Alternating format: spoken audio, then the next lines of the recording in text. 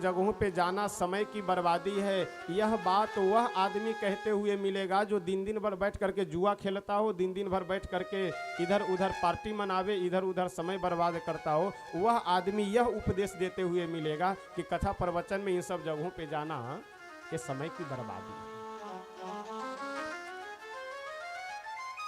श्री वाल्मीकि जी कहते हैं, ऐसे मूर्ख लोग जो समाज में हैं, जो श्री राम जी को मनुष्य समझने की भूल करते हैं, उनको समझाते हुए कह रहे हैं प्रभु को इशारा कर करके कि हे राम जी, आप भले ही मनुष्य बन करके भ्रमण कर रहे हैं, लेकिन चिदानंदमय देह तुम्हारी, आपका जो यह शरीर है, ये चित्त यानी ज्ञान स्वरूप है और आनंद यानी आनंद स्वरूप है। चिदानंदमय देह तुम्हारी, विगत विकार यानी पृथ्वी जल तेज वायु आदि जो विकार है हमारे आपके शरीर में, सत्व रज तम ये तीनों गुण है, इन सभी गुणों से, इन सभी विकारों से रहित, कफ पित्त वायु आदि जो विकार है इन सब से रहित भगवान का शरीर है। ये जो प्रभु को मनुष्य समझने की भूल करते हैं, उन सब को समझाते हुए श्री वाल्मीकि जी महाराज यह बात कह रहे हैं।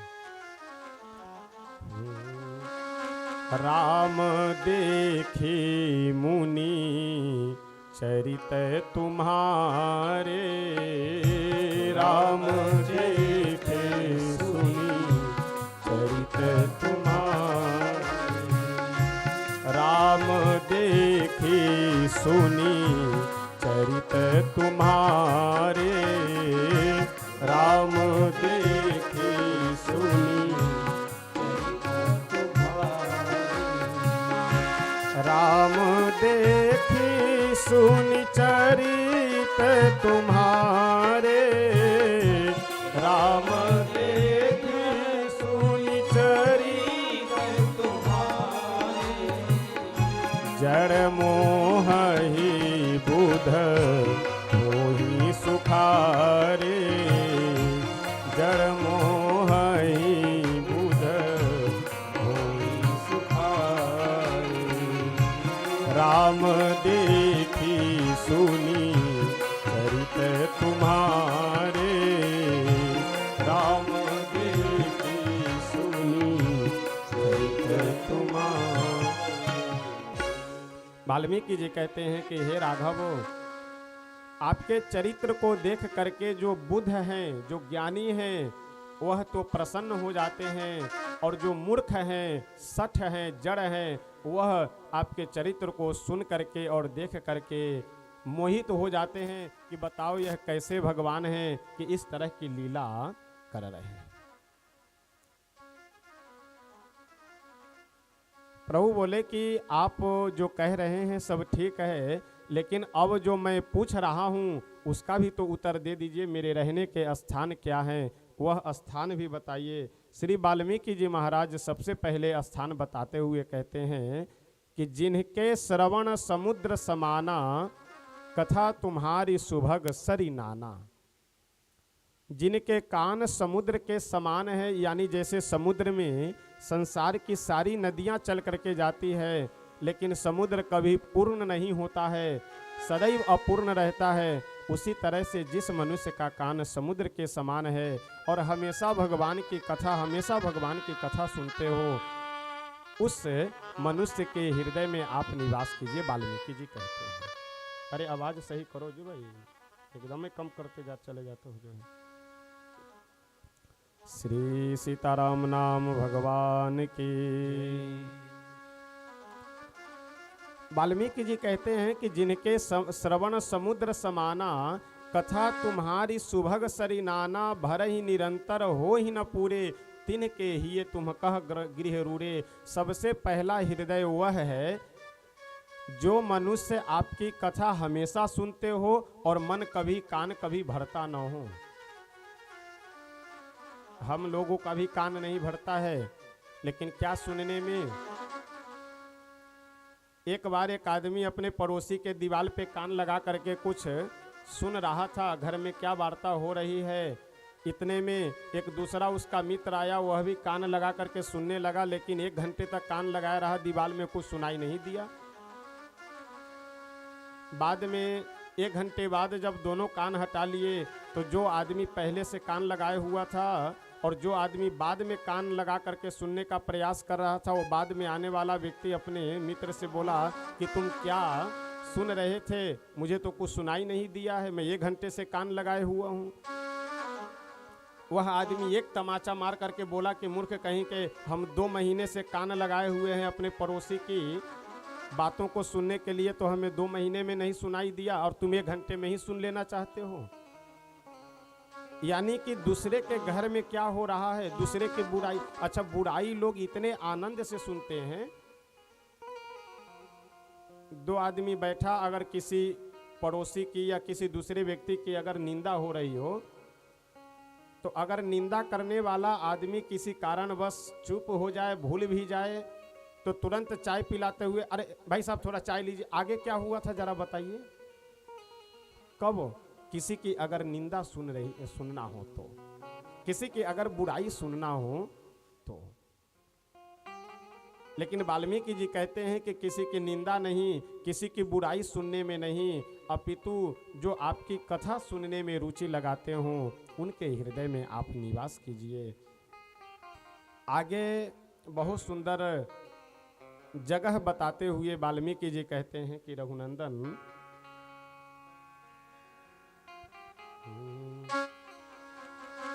लोचन चातक जिन्ह करि राखे, लोचन चातक जिन्ह करि राखे, लोचन चातक जिन्ह करि राखे, लोचन चातक जिन्ह करि राखे, रहहि दरस जल कर अभिलाषे, रहहि दरस जल कर अभिलाषे, निदरहि सरित सिंधु सर भारी, निदरहि सरित निदरहि सरित सिंधु सर भारे, निदरहि सरित सिंधु सर भारे, रूप बिंदु जल होई सुखाई, रूप बिंदु जल होई सुखारी। श्री वाल्मीकि जी कहते हैं कि राघव, जो अपने नेत्रों से केवल आपका ही दर्शन करते हो, जो अपने मुख से केवल आपका गुणगान करते हो, जो अपने मन से केवल आपका चिंतन करते हो, उनके हृदय में आप निवास कीजिए। जो अपने मन से केवल लोगों के गुणों को ग्रहण करते हो, अवगुणों पे ध्यान न देते हो, ऐसे भक्तों के हृदय में आप निवास कीजिए। कितना सुंदर यहाँ हम लोगों के लिए संकेत है। इस संसार में कोई भी ऐसा व्यक्ति नहीं है कि जिसमें दोष न हो, जिसमें अवगुण न हो, और इस संसार में कोई भी ऐसा व्यक्ति नहीं है कि जिसमें कोई गुण न हो। अब ये विशेषता हमारी है, ये निर्भर हमारे ऊपर है कि हम अवगुण देख रहे हैं अथवा गुण देख रहे हैं। जैसी हमारी दृष्टि वैसी ही आपको सृष्टि दिखाई देगी। जैसे मान लीजिए कि हमारे चश्मा पे यदि धूल जमा हुआ हो, आप दीवार देखेंगे तो दीवार पे भी धूल दिखाई देगा, टीवी देखेंगे टीवी पे भी धूल दिखाई देगा, टेबल देखेंगे टेबल। अब आप अपनी टीवी को पूछिए, टेबल पूछिए, दीवार पूछिए, धूल कभी समाप्त हो सकता है? क्योंकि धूल तो चश्मा पे लगा हुआ है और हम साफ दीवार कर रहे हैं, साफ हम टेबल कर रहे हैं। यही स्थिति हमारी आपकी भी है। मन तो खराब हमारा स्वयं का है, लेकिन हम संसार को ठीक करने में लगे हुए हैं और संसार को खराब बताने में लग जाते हैं। एक बहुत सुंदर प्रसंग है कि एक बार भगवान श्री कृष्ण युधिष्ठिर जी को बुलाए और बोले कि भैया, इस संसार में कोई खराब आदमी हो तो उसे जरा बुला करके आप ले आइए। युधिष्ठिर जी गए खराब आदमी खोजने के लिए, बुरा आदमी खोजने के लिए। दुर्योधन को बुला करके बोले कि दुर्योधन आप भी जाइए और जा करके एक कोई अच्छा आदमी खोज करके ले आइए। और आश्चर्य की बात है, युधिष्ठिर जी पूरे पृथ्वी का चक्कर लगा करके चले आए, कोई बुरा आदमी नहीं मिला। और दुर्योधन भी पूरे पृथ्वी का चक्कर लगा करके चले आए, कोई अच्छा आदमी मिला ही नहीं है कभी। क्या इस पृथ्वी पे अच्छे लोग नहीं हैं? क्या इस पृथ्वी पे बुरे लोग नहीं हैं? यह दृष्टि का अपना प्रभाव है। युधिष्ठिर जी की दृष्टि है गुण देखने की, गुणग्राही। तो जिसे भी वह देखते थे सब में कुछ न कुछ गुण दिखाई पड़ता था। और युधिष्ठिर की दृष्टि अवगुणग्राही है, अवगुण देखने की है। तो जिसे भी वह देखे, कोई साधु हो, महात्मा हो, हर आदमी में कोई कितना भी सज्जन क्यों न हो, उसमें भी कोई ना कोई अवगुण यह ढूंढ लेता था। तो ये हमारी आपकी दृष्टि का प्रभाव है, परिणाम है कि हम गुण देख रहे हैं कि अवगुण देख रहे हैं। इस संसार में कोई भी ऐसा व्यक्ति नहीं है कि जो केवल गुणवान ही हो अथवा केवल अवगुणी ही हो। एक बहुत सुंदर प्रसंग आता है श्रीमद् वाल्मीकि रामायण में। जब युद्ध समाप्त हो गया, श्री राम रावण युद्ध समाप्त हो गया, रावण की मृत्यु हो गई, प्रभु युद्ध जीत गए, तो सर्वप्रथम हनुमान जी को भेजा गया। किस लिए? माता जानकी जी को यह सूचना देने के लिए और बुला करके लाने के लिए। क्योंकि हनुमान जी रास्ता भी देखे थे, जानकी जी से परिचय भी था, तो इसलिए हनुमान जी को ही भेजा गया। हनुमान जी गए, जा करके माता जी को प्रणाम किए और बोले कि माता जी प्रभु विजयी हो गए, रावण का वध हो गया, यानी प्रभु यह युद्ध जीत गए। यह सुन करके माता जानकी जी इतनी प्रसन्न हुई कि इच्छा होने लगी कि लाओ हनुमान को कुछ वरदान दे दे। लेकिन जैसे मन में यह विचार आया कि हनुमान जी को कुछ वरदान दे, तो पुनः मन में पूर्व की वह बात याद आ गई कि सब वरदान तो हम पहले ही दे चुके हैं। अजर अमर गुण निधि सुत हो हूँ, करहूँ बहुत रहूँ नायक छो हूँ। अजर अमर होने का जब हम वरदान दे दिए तो इससे बड़ा तो कोई और वर है नहीं। अब एक बार हम अजर अमर होने का वरदान दे दिए और फिर दोबारा यदि कोई छोटी मोटी वस्तु दे तो फिर अपमान होगा। अब माता जानकी जी तुरंत प्रसन्न हुई, फिर उदास हो गई। हनुमान जी बोले कि माता जी ये उदास होने का कारण। माता जानकी जी बोले कि हनुमान मैं तुम्हें कुछ देना चाह रही हूँ, लेकिन तुम्हें देने के लिए मेरे पास कुछ है ही नहीं है। हनुमान जी मुस्कुराते हुए बोले तो ये तो हमें बताना चाहिए, अगर आज्ञा हो तो हम मांग ले। माता जानकी जी बोले अरे तब तो क्या कहना है, मांग लो जल्दी मांग लो जो चाहिए। हनुमान जी बोले कि हमें एक आदेश दीजिए। जानकी मैया बोली आदेश? काहे के लिए आदेश? हनुमान जी बोले कि आपके आसपास जितनी भी राक्षसियां खड़ी है, इन सब को हम अच्छे से धुलाई करना चाहते हैं। माता जानकी जी मुस्कुराती हुई बोली कि क्यों इस सबको पीटना चाहते हो? हनुमान जी बोले कि माता जी जब मैं पहले आया था आपका पता लगाने के लिए, तो एक कोई तलवार लेकर, कोई भाला लेकर, कोई गरासा लेकर आपको बहुत डरा धमका रही थी। इसीलिए ये सब आपकी अपराधिनी है, अपराधी है, तो मैं इन सब को दंड देना चाहता हूँ। माता जानकी जी बहुत सुंदर मुस्कुराती हुई बोली कि हनुमान इस संसार में कौन ऐसा व्यक्ति है कि जो अपराधी न हो? एक भगवान को छोड़ करके इस संसार का प्रत्येक व्यक्ति अपराधी है, प्रत्येक व्यक्ति अपराध करने वाला है। केवल एक भगवान ही ऐसे है कि जिनसे कभी कोई अपराध नहीं हुआ है। और माता जानकी जी वहां गिनती कर करके हनुमान जी को समझाती है कि क्या तुमसे अपराध नहीं हुआ है? प्रभु तुम्हें केवल भेजे हुए थे मेरा पता लगाने के लिए, लेकिन जब यहाँ लंका में आए तो तुम रावण की लंका जला दिए। लंका जलाने का आदेश मिला था प्रभु से, अशोक वाटिका उजाड़ने का आदेश मिला था प्रभु से, रावण के सैनिकों को, अक्षय कुमार को मारने का आदेश मिला था प्रभु से। लेकिन तुमने ये सारे अपराध किए बिना प्रभु के आदेश के। क्या तुम अपराधी नहीं हो? मैं पत्नी होकर के अपने स्वामी सदृश प्रभु को यह आदेश दे रही हूँ कि जाइए और यह मृग मार करके मेरे लिए ले करके आइए। एक सेवक अपने स्वामी को आदेश दे, क्या यह अपराध नहीं है? क्या लक्ष्मण से अपराध? संसार में कौन ऐसा है कि जो अपराधी नहीं है?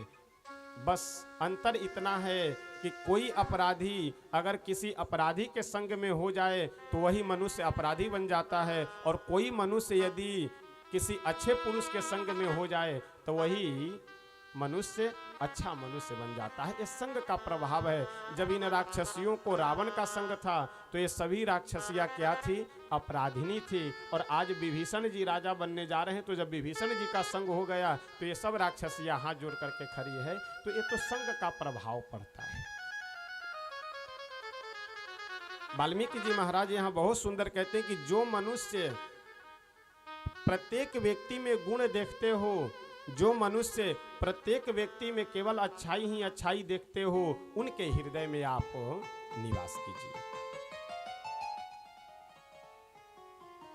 आगे वाल्मीकि जी कहते हैं कि जिनकी सारी दिनचर्या आप में, जिनकी सारी दिनचर्या आप में सम्मिलित हो, यानी भोजन भी करते हो तो आपको भोग लगा करके, वस्त्र भी धारण करते हो तो आपको, अच्छा कितना सुंदर यहाँ संकेत है।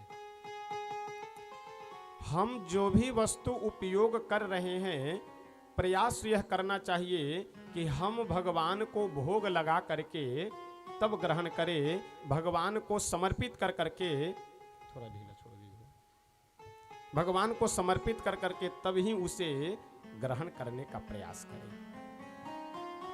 इसमें कई लाभ हैं।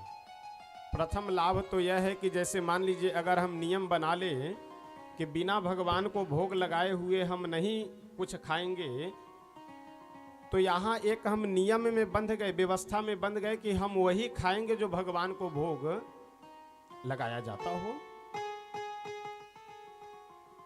यदि हम अपने जीवन में यह नियम बना लें कि हम वही भोजन ग्रहण करेंगे जो भगवान को भोग लगा हुआ हो, तो हम वही खाएंगे जो भगवान को भोग लगने योग्य हो, तो हम वैसे भी अभक्ष आदि पदार्थों से बच जाएंगे।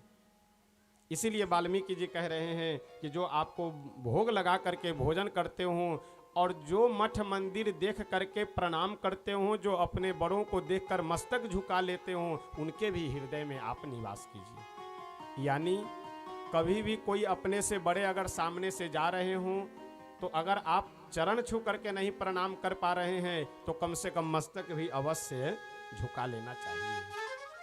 कोई मठ मंदिर, कोई देवस्थल मिल जाए, वहाँ पे भी अवश्य मस्तक झुका लेना चाहिए। अब देवस्थल की बात आई तो मैं एक बात आप लोगों से निवेदन करूं। शायद एक दिन हमने निवेदन किया था, लेकिन अब प्रसंग आ गया है तो एक बार और निवेदन कर दूं। मेरा यह विचार रहता है कि जो कुछ आवश्यक बातें हों उसको 2 बार 3 बार 4 बार बताया जाए, ताकि अच्छे से बुद्धि में वह बात बैठ जाए। सीताराम, ये आगे जो बच्चे इधर उधर शांति बना करके रखो सब।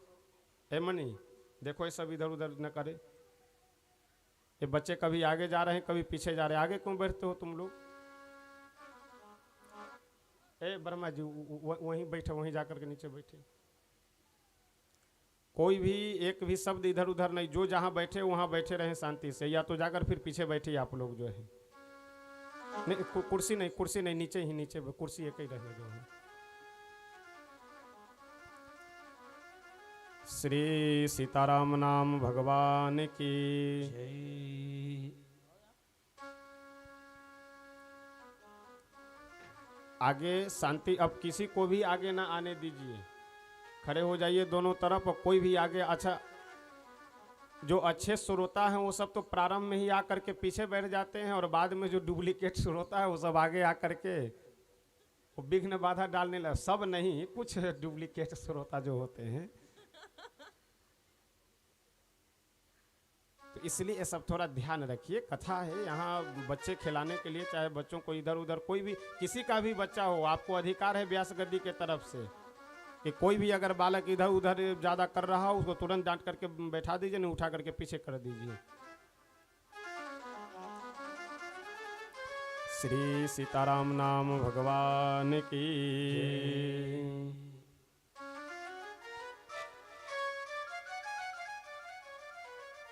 तो हम लोग श्रवण कहाँ कर रहे थे? कि कोई ऐसी आवश्यक बातें हों, तो मेरा यह विचार रहता है कि 2 बार 3 बार 4 बार उसको अपने पूरे 9-10 दिन की कथा में बताया जाए, ताकि वह बात अच्छे से फिर इन लोगों को काहे के लिए आगे आने दे रहा है।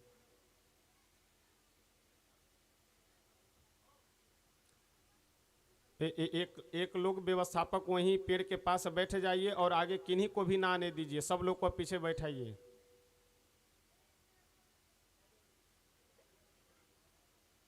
आइए 2 बार भगवान नाम संकीर्तन करते हैं। एक लोग कोई जो है पेड़ के पास बैठ जाइए और किन्हीं को आगे ना आने दीजिए। बोल दीजिए कि महाराज जी का आदेश है, कोई नहीं अब आगे जाएंगे।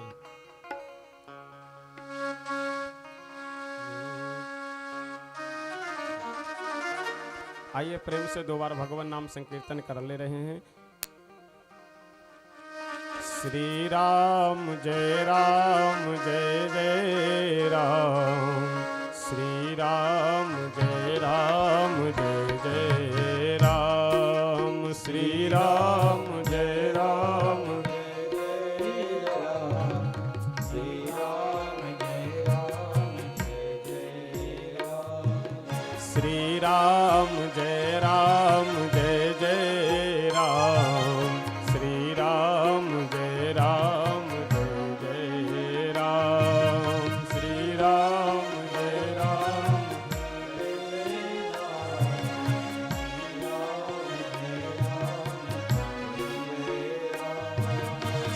राम श्री राम जय जय राम, श्री राम जय जय राम, श्री राम जय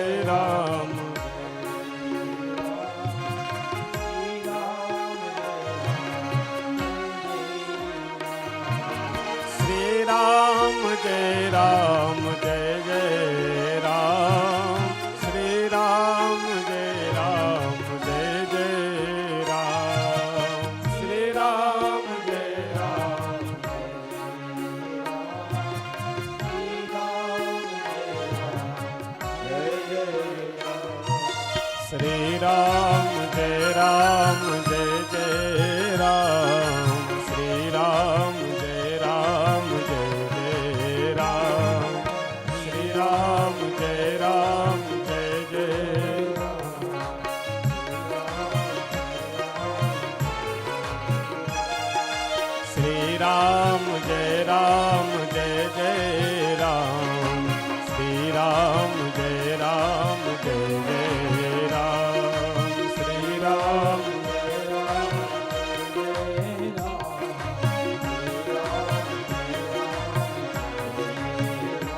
हम श्री राम जय जय राम, श्री राम जय जय राम, श्री राम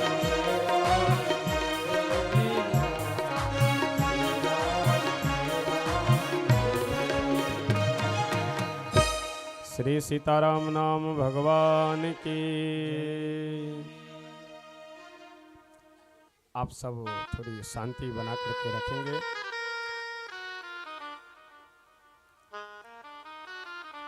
तो हम सब श्रवण कर रहे थे, श्री वाल्मीकि जी महाराज कह रहे हैं कि जो व्यक्ति अपने से बड़ों को देख करके शीश झुकाते हों, मठ मंदिर आदि स्थल देख करके मस्तक झुकाते हो, उनके हृदय में आप निवास कीजिए।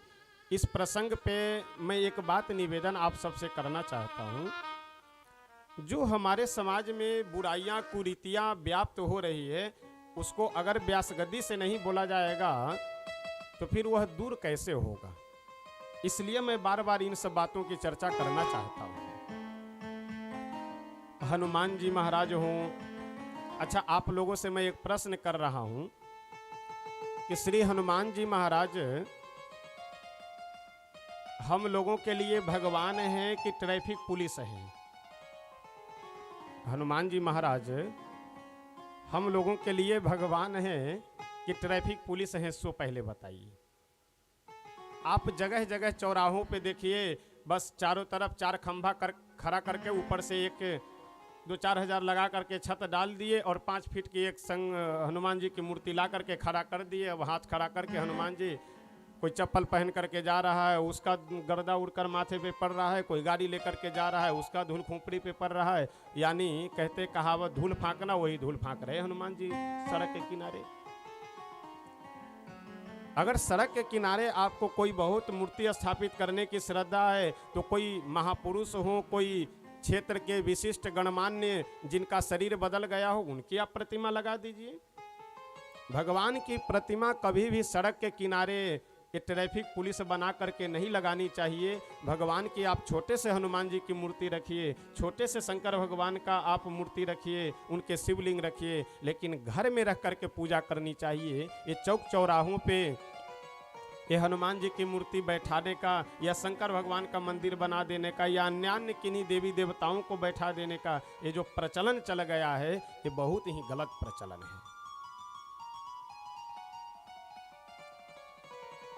और मठ मंदिर की बात है तो एक बात मैं और भी निवेदन कर दूं, अन्य धर्म के धर्मावलंबियों में यह श्रद्धा रहती है कि हमारा धर्मस्थल कितना अधिक से अधिक विकास करे, यानी अपने पॉकेट से उस अपने धर्मस्थल में लगा करके उसका विकास करते हैं। लेकिन हम लोगों की विडंबना यह है कि अगर कोई धर्मस्थल का अधिकार मिल गया तो वहां से उठा करके पॉकेट में रखने का प्रयास करते हैं। जितना भी मंदिर है, जो भी मठ है, अगर 2-4 बीघे भी जमीन है, वहाँ अवश्य आपको मुकदमा और ये सब विवाद मिल जाएगा। क्यों? क्योंकि 2 लोग जुटे हुए हैं तो एक लोग हो सकता है सही हो, अथवा हो सकता है दोनों लोग अपने अपने पक्ष में पॉकेट भरने के चक्कर में पड़े हुए हों। इसलिए अगर भगवान की संपत्ति को आप बढ़ा नहीं सकते हैं तो भगवान की संपत्ति को बर्बाद भी करने का प्रयास नहीं करना चाहिए। और एक देहाती कहावत है कि राम के दाना में बड़बर कांट और सेवा न करे तो फाड़ देवे आंत। अगर आप संभाल नहीं सकते, सुधार नहीं सकते, बढ़ा नहीं सकते तो कभी भी मंदिर का 1 रुपया खाने का प्रयास नहीं करना चाहिए। इससे बुद्धि बिगड़ेगी, आपका पुण्य बिगड़ेगा, परिवार बिगड़ेगा, परिवार आपका तहस नहस हो जाएगा। अगर मंदिर की संपत्ति को अगर आप अपने घर में उपयोग कर रहे हैं अथवा मंदिर के संपत्ति को आप बर्बाद कर रहे हैं तो इसलिए हम सब का यह कर्तव्य है, हम सब का दायित्व है कि गांव में जो भी हमारे धर्मस्थल है, जो भी मंदिर है, उनकी देख रेख होनी चाहिए, उनकी व्यवस्था होनी चाहिए, उसको बढ़ाने का प्रयास करना चाहिए। वहाँ से झिट करके या वहाँ से ले करके अपना पॉकेट और घर, अरे 2-4-10 हज़ार ले करके 2-4-10 लाख रुपए ले करके आपका जीवन चल जाएगा। इसलिए भगवान की संपत्ति की रक्षा करना ये सब का दायित्व है। अभी आगे प्रसंग आएगा, वहाँ मैं निवेदन करूँगा कि श्री भरत जी महाराज जब प्रभु के पास जाने लगे तो यह कहते हैं कि संपत्ति सब रघुपति के आही, यह अयोध्या जी की जो संपत्ति है भगवान की संपत्ति है। भले मैं राज सिंहासन पे नहीं बैठ रहा हूँ, लेकिन इस समय जिम्मेदारी मेरी है देख रेख करना, इसलिए इसकी सुरक्षा करने के बाद ही हम यहाँ से जाएंगे। तो इसलिए मठ मंदिर की व्यवस्था संभालना हम सब लोगों का कर्तव्य है। और कहीं भी चौक चौराहों पे ये लोगों का जो एक प्रचलन बन गया है कि हनुमान जी को ला करके खड़ा कर दो, इन सब कार्यों से बचना चाहिए। ये पुण्य नहीं है, ये अपराध का कारण है।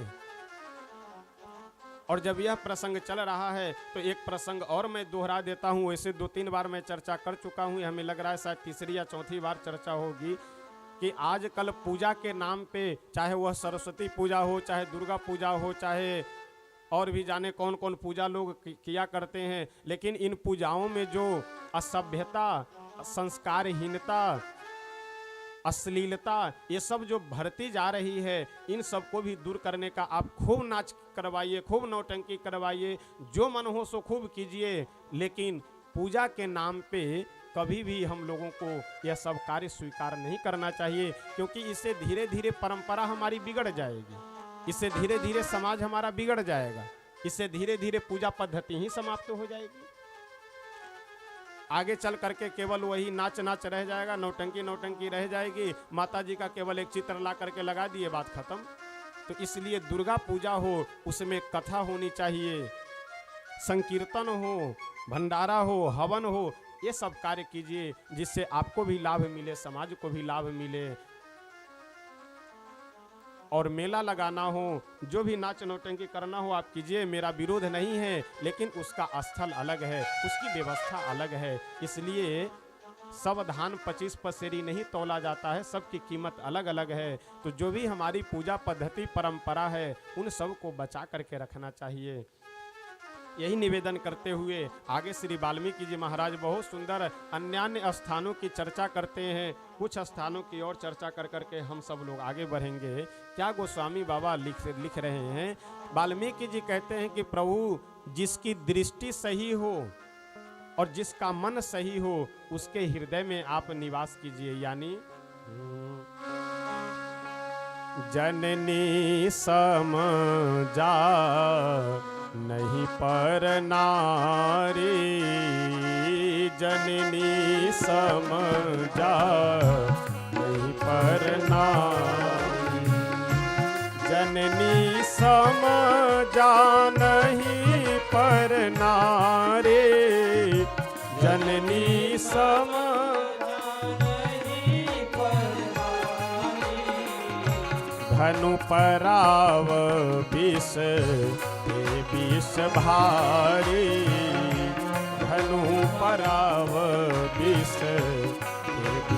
भारी, जे हर सही पर संपत्ति देखी, जे हर सही पर संपत्ति देखी, जे हर सही पर संपत्ति देखे, जे हर सही पर संपत्ति देखे, दुखित होहि पर विपत्ति बिसेखी, दुखित होहि पर विपत्ति बिसेखी, जननी समझा नहीं पर नारी, धनु पराव विष ते विष भारी। यह एक बहुत बड़ा समझ लीजिए कानून है। वाल्मीकि जी कहते हैं कि जो मनुष्य दूसरे स्त्रियों को अपनी माँ के समान समझते हो, हम अपने समकक्ष उम्र वाले महिलाओं को जो बहन के समान समझते हो, उनके हृदय में आप निवास कीजिए। अब आप विचार कीजिए कि यह भावना अगर हमारे आपके अंदर जागृत हो जाए तो क्या कोई व्यक्ति अपराध करेगा? धनु पड़ाव विष ते विष भारी, दूसरे का धन जहर के समान है। यह बात यदि हमारे अंदर बैठ जाए तो हम किसी का 1 रुपए लेना चाहेंगे। लेकिन यहाँ तो समस्या यह है कि हमारे पास चाहे जितना भरा हुआ हो उससे दिक्कत नहीं है, अगर दूसरे का गला दबा करके अगर 50 रुपए भी मिल जाए तो इसमें हम लोग पीछे नहीं दबते हैं। धनु पड़ाव विष ते विष भारी, दूसरे की संपत्ति महाराज विष के समान, जहर के समान है। इसलिए ऐसे जहर से अगर अपने परिवार को, अपने आप को बचाना है तो बच करके रहना चाहिए। इस तरह से श्री वाल्मीकि जी बहुत सुंदर कहते हैं कि जा ही न चाहिए कबहु कछो, तुम सन सहज सनेहू, बसहु निरंतर तासु मन सोराउर निज गेहू। यह सब आपके बहुत सुंदर स्थान है। श्री वाल्मीकि जी महाराज से विदा लेकर के प्रभु वहाँ से आगे बढ़े। आगे बढ़ते हुए रास्ते में बहुत से कोल भीलों को दर्शन दिए और दर्शन दे करके चित्रकूट में पहुँचे। और चित्रकूट में जा कर के मंदाकिनी के तट पे बढ़िया कामदगिरी के किनारे सुंदर कुटिया देवता लोग आकर के निर्माण कर देते हैं। 2 कुटिया बढ़िया बनाया गया। एक कुटिया में हमारे श्री राघवेंद्र सरकार माता जानकी जी के साथ निवास करते हैं। उसी के सामने गेट के पास एक छोटी सी कुटिया बनाई गई जिसमें हमारे लक्ष्मण जी महाराज निवास करते हैं। धीरे धीरे समय व्यतीत होने लगा तो इधर तो गोस्वामी जी महाराज प्रभु को चित्रकूट पहुंचा दिए। अब पुनः अपने लेखनी को लेकर के अयोध्या जी जा रहे हैं कि श्री सुमंत्र जी महाराज जब अयोध्या जी पहुंचे तब क्या होता है। दोपहर के समय अयोध्या जी पहुंच गए थे सुमंत्र जी, लेकिन देखे कि दिन में यदि मैं रथ लेकर के अयोध्या जी जाऊंगा तो सभी अवधवासी जब मेरे सामने आकर के खड़े होंगे तो मैं शर्म से मुंह नहीं दिखला पाऊंगा, क्योंकि मैं सभी अवधवासियों का अपराधी हूं। क्यों?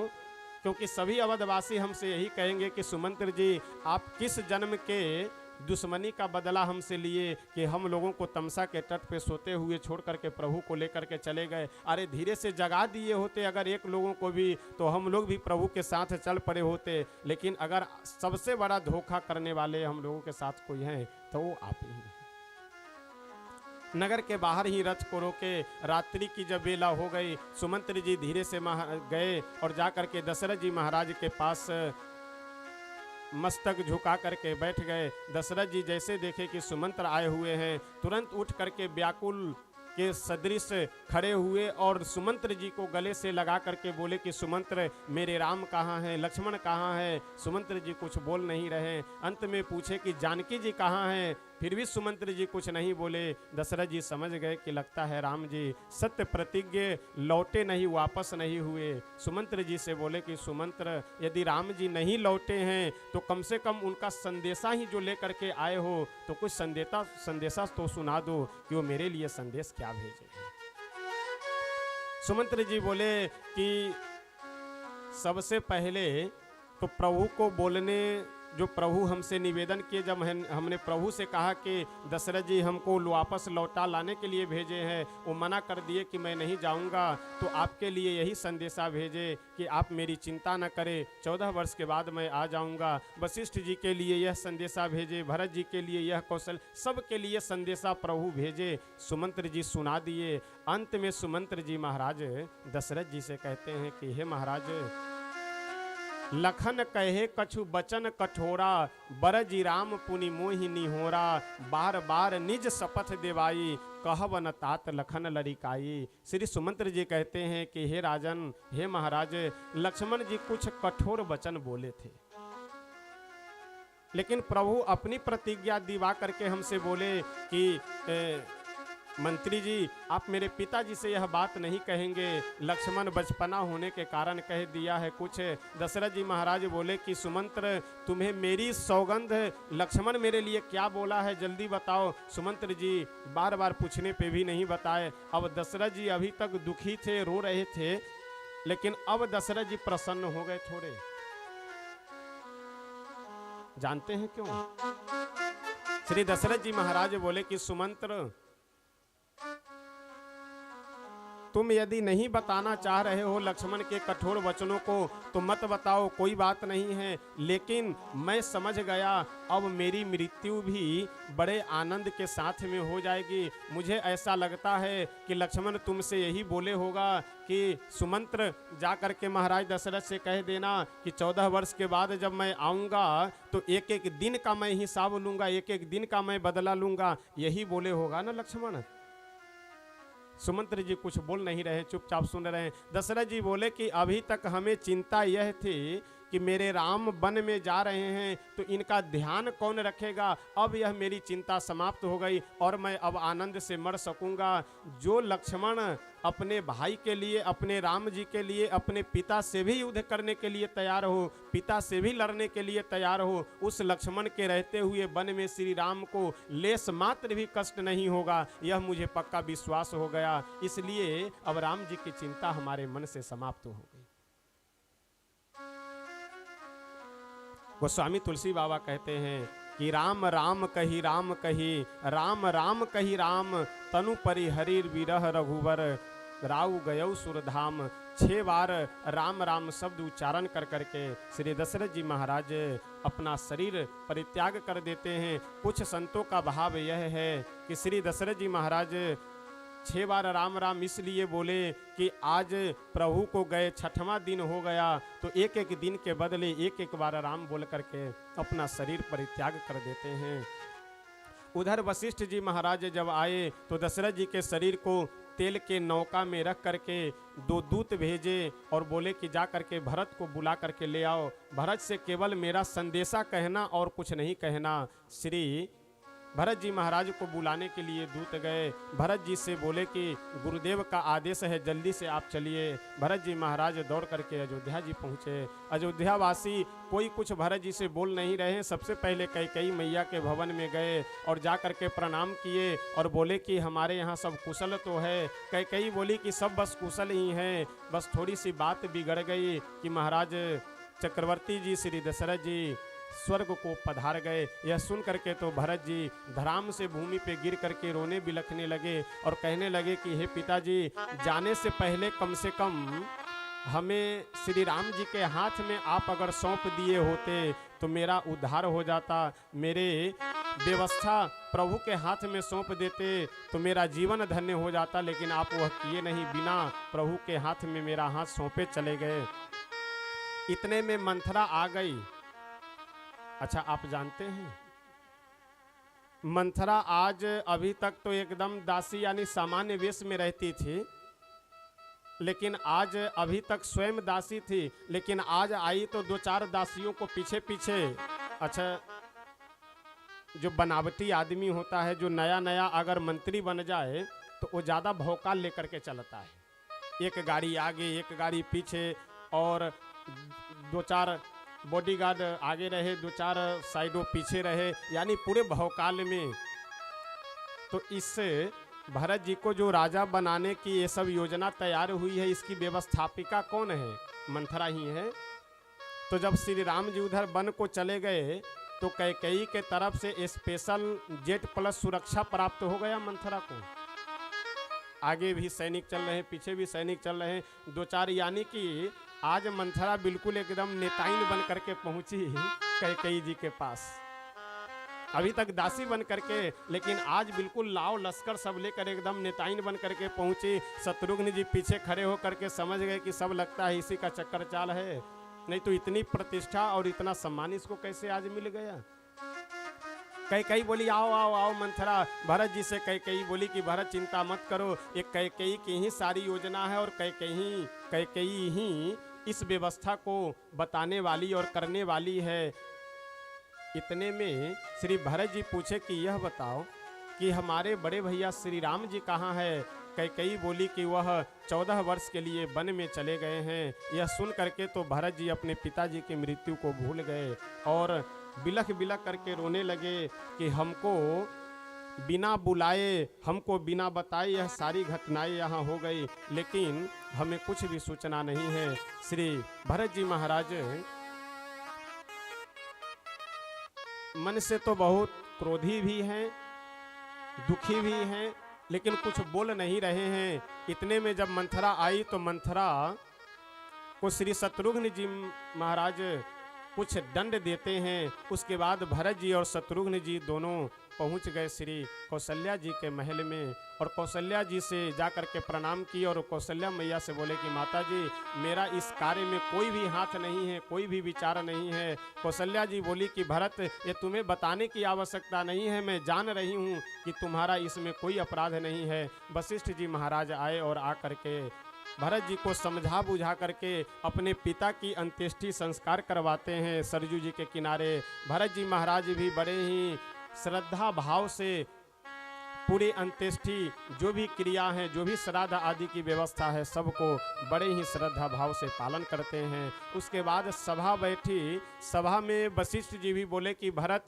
तुम्हारे लिए ही यह सारी योजना बनाई गई है कि राजा बनो, इसलिए आप राजगद्दी को स्वीकार करो, यही हमारा आदेश है। सभी मंत्री भी बोले कि गुरु जी जो कह रहे हैं वही हमारा भी विचार है। माताएं भी बोली कि गुरु जी जो कह रहे हैं वही हम लोगों का भी आदेश है, हम लोगों का भी विचार है। भरत जी महाराज एक बहुत सुंदर, अब यहाँ बात बड़ा सुंदर भाव है भरत जी का। भरत जी बोले कि अगर मेरी माता कैकेयी अगर मेरे पिताजी से वर मांगी थी 2 वर, तो पहला वर क्या था? आप जितने सभा में बैठे हुए हैं सभी लोग जरा बताइए हमें, तो ध्यान दीजिएगा। यहाँ पहला वर क्या था कि देहूं एक वर भरत ही टीका। पहला वर तो यह है कि भरत जी को राजा बना दीजिए। सभी सभासद बोले कि हाँ हाँ, पहला वर कैकेयी यही मांगी थी कि भरत को राजा बना दीजिए। भरत जी बोले तो दूसरा वर था कि 14 वर्ष के लिए श्री राम जी वन में जाएं। सभी सभा में बैठे हुए सभासद बोले कि हाँ हाँ, दूसरा वर था कि श्री राम जी 14 वर्ष के लिए वन में जाए। भरत जी बोले कि आज आप सब लोग हमको नियम पढ़ा रहे हैं, आप सब लोग हमको विधि बता रहे हैं, तो सबसे पहले नियम तो आप ही लोग पालन नहीं किए। यानी पहला वर यदि यह था कि भरत को राजा बनाया जाए, राजगद्दी पे बैठाया जाए, तो नियमानुसार तो पहले हमें राजा बन जाना चाहिए, उसके बाद में प्रभु को बन जाना चाहिए ना। लेकिन मैं राजा बना नहीं, मेरा राज्याभिषेक हुआ नहीं, और प्रभु को आप लोग वन में जाने दिए, भेज दिए। अच्छा, मान लीजिए अगर प्रभु के बन जाने से पहले यदि भरत जी राजा बन जाते तो क्या होता? भरत जी राज सिंहासन पे तो बैठ जाते, और जब कोई भी मंत्री जब मंत्री पद संभालता है तो सबसे पहले अपना वक्तव्य देता है, यानी शुभकामना। लोग भी उन्हें शुभकामना देते हैं और वह भी लोगों को शुभकामना देते हैं।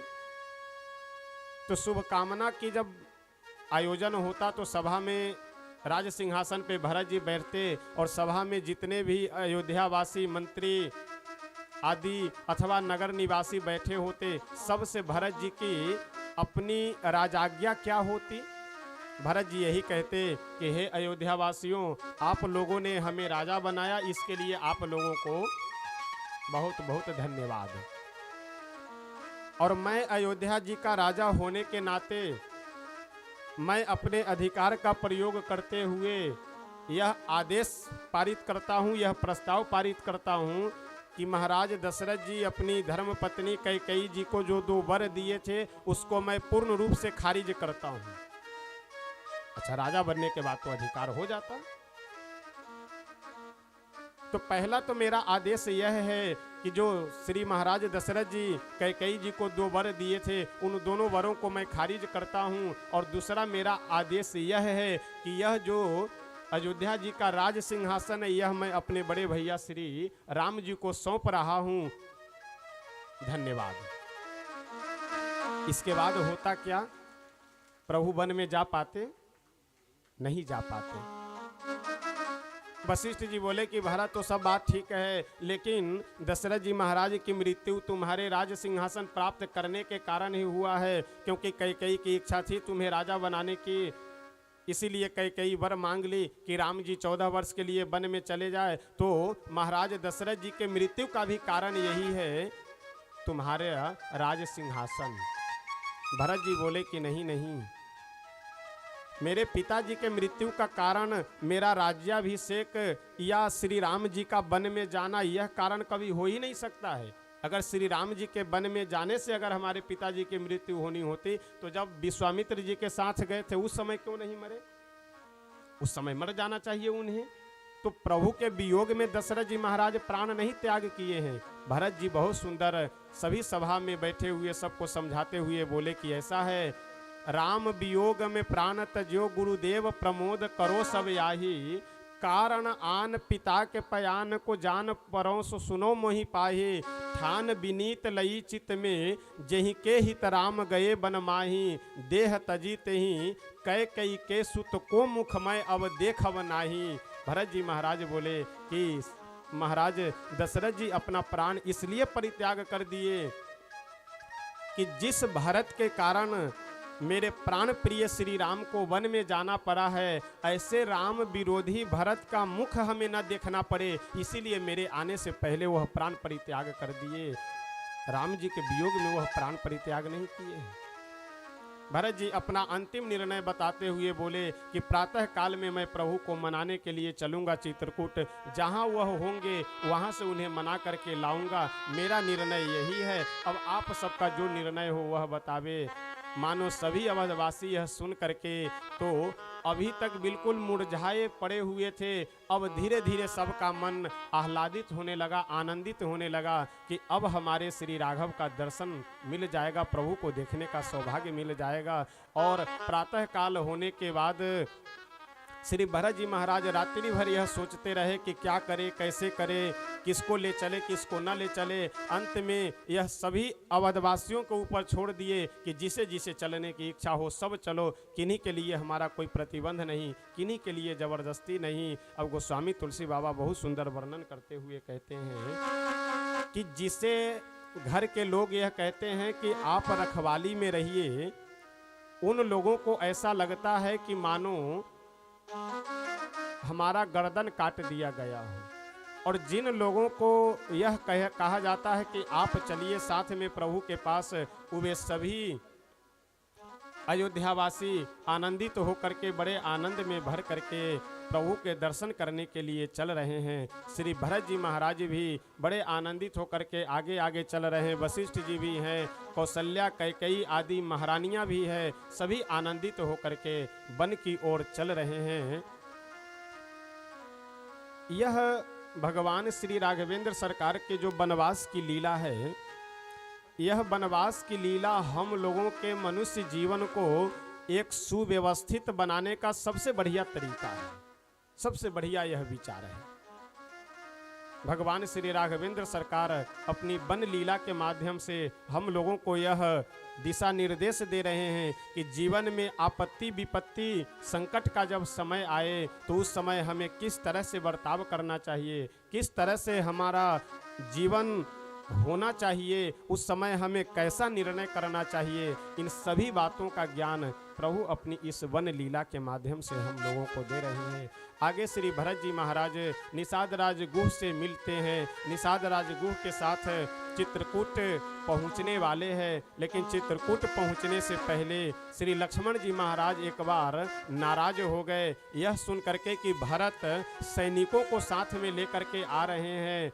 लक्ष्मण जी को ऐसा लगा कि शायद हो सकता है भरत हमें श्री राम जी को, दोनों भाइयों को मार करके अकंटक राज्य करने के उद्देश्य से आ रहे हों, लेकिन ऐसा मैं होने नहीं दूंगा। जब तक मैं जी रहा हूं तब तक राम जी के ऊपर कोई आंच नहीं आ सकता है।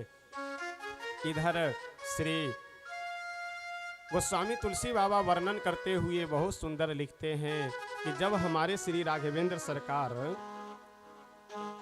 चल रहे थे कहाँ, वन में, तो सभी जो वनवासी हैं वो प्रभु के पास आ करके प्रभु से पूछते हैं कि हे राघव, हे राजकुमार, हे तपस्वी, जिनका जैसा भाव जिनके मन में जो आ जाता है उसी भाव से पूछ रहे हैं कि प्रभु आपका घर कहाँ है, आप कहाँ से आ रहे हैं। सभी वनवासियों का बड़ा सुंदर भाव है। आइए एक इस भजन के माध्यम से हम लोग यह श्रवण कर करके तब आगे बढ़ेंगे। कौने नरसवा के देसवा उजरी गईले।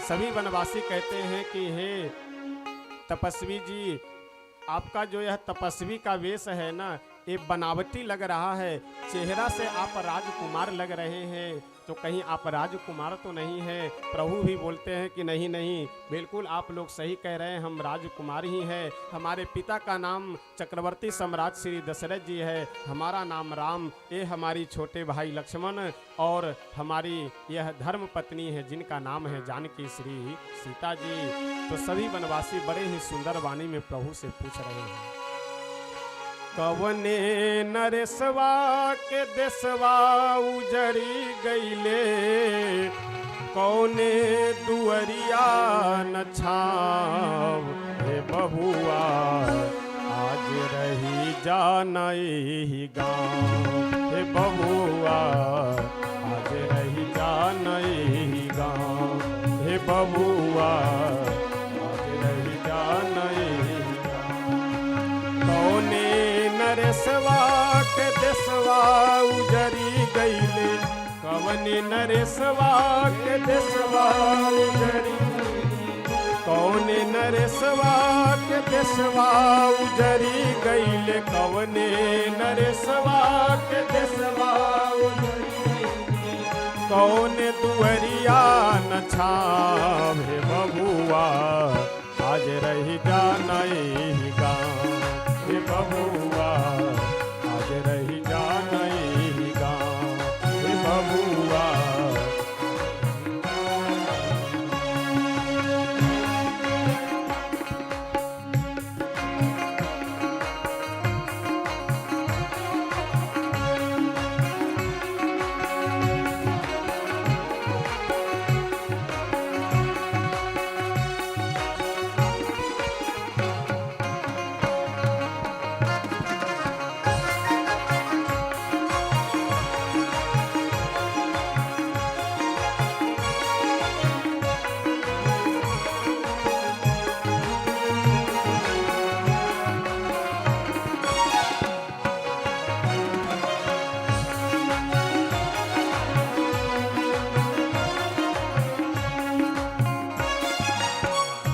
अगली पंक्ति में सभी वनवासी प्रभु के स्वरूप को देख करके अपने मन में विचार कर रहे हैं और एक दूसरे से चर्चा भी कर रहे हैं कि बताओ इनके माता पिता कितने हृदय के कठोर हैं कि ऐसे सुकोमल सुकुमार अपने पुत्र को वन में भेज देते हैं।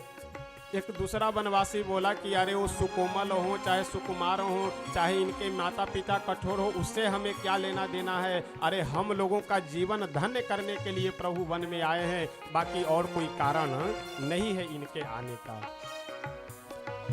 करे करे जवाब बजर के संवारल, कौन अहेरिया के हौवा तुम्हारल, कौन नरसवा के बजर के संवारल, कौन अहेरिया के हौवा तुम्हारल, कौन कर जवाब बजर के संवारल, कौन अहेरिया के हौवा तुम्हारल, कौन नजरिया के हौवा जोड़िया, कौन नजरिया के हौवा जोड़िया, कौन नजरिया के हौवा जोड़िया, कौन नजरिया के हौवा जोड़िया, करे बता द तू नाम बबुआ, बता नहीं गा बबुआ, आज रही जा नहीं गा, कौन नरेशवा के देशवा उजड़ी गईले, कौन नरेशवा के देशवा उजड़ी गईले, कौन नरेशवा के देशवा उजड़ी गईले, कौन नरेशवा के देशवा उजड़ी गईले, कौन दुअरिया न छावे बबुआ, आज रही जा नहीं गा बबुआ, आज रही जा नहीं गा।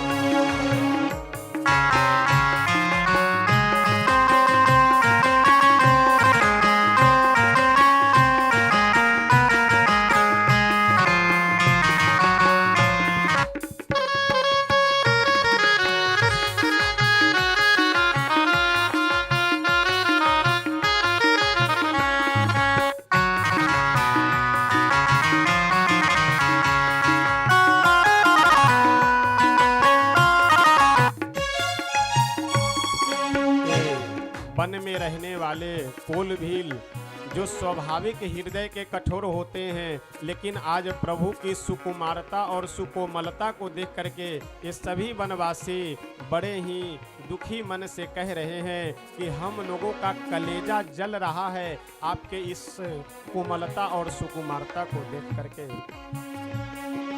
जियरा जरल जाला देख के अनीति, 14 बरस कैसे बनवा में बीती, जियरा जरल जाला देख के अनीति, 14 बरस कैसे बनवा में, जियरा जरल जाला देख के अनीति, 14 बरस कैसे बनवा में बीती, जियरा जरल जाला देख के अनीति,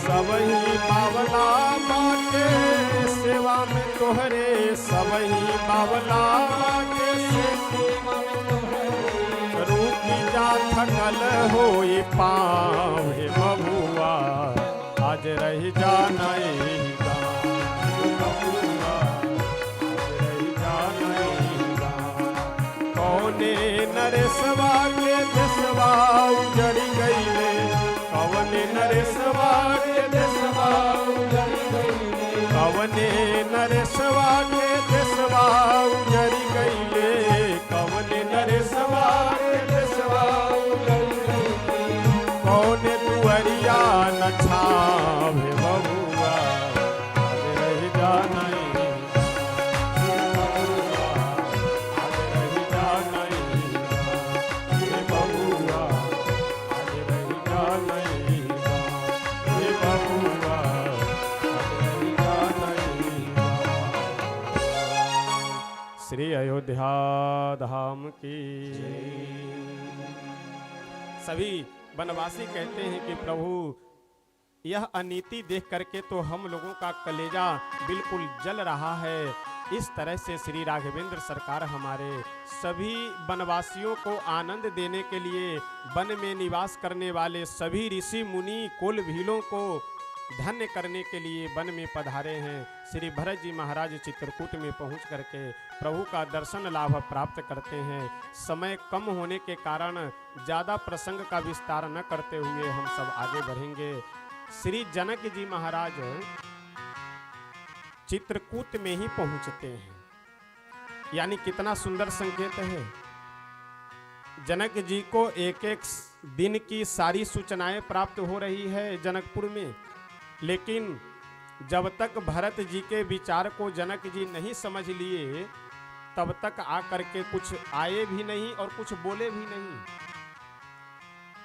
कभी भी दो लोगों के बीच में अगर विवाद हो रहा हो अथवा कोई बात हो तो प्रयास यह करना चाहिए कि दोनों पक्षों को समझ करके ही निर्णय देना चाहिए। अगर दोनों पक्षों को ध्यान में रख करके निर्णय देंगे तब तो आपका निर्णय सार्थक होगा।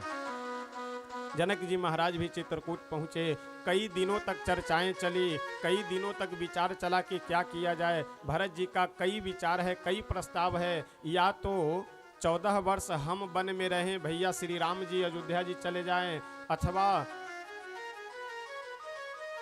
14 वर्ष को 14 दिन में ही मान करके अब समय हो चुका है तो इसलिए हम भी अयोध्या जी चले चले, भैया श्री राम जी भी अयोध्या जी चले चले। अगर प्रभु की आज्ञा होगी तो हम यहीं रह जा रहे हैं और शत्रुघ्न भी और राम जी लक्ष्मण जी चले जाए, अथवा कहे तो हम इनके साथ में अयोध्या जी चले चले, लक्ष्मण और शत्रुघ्न वन में रह जाए।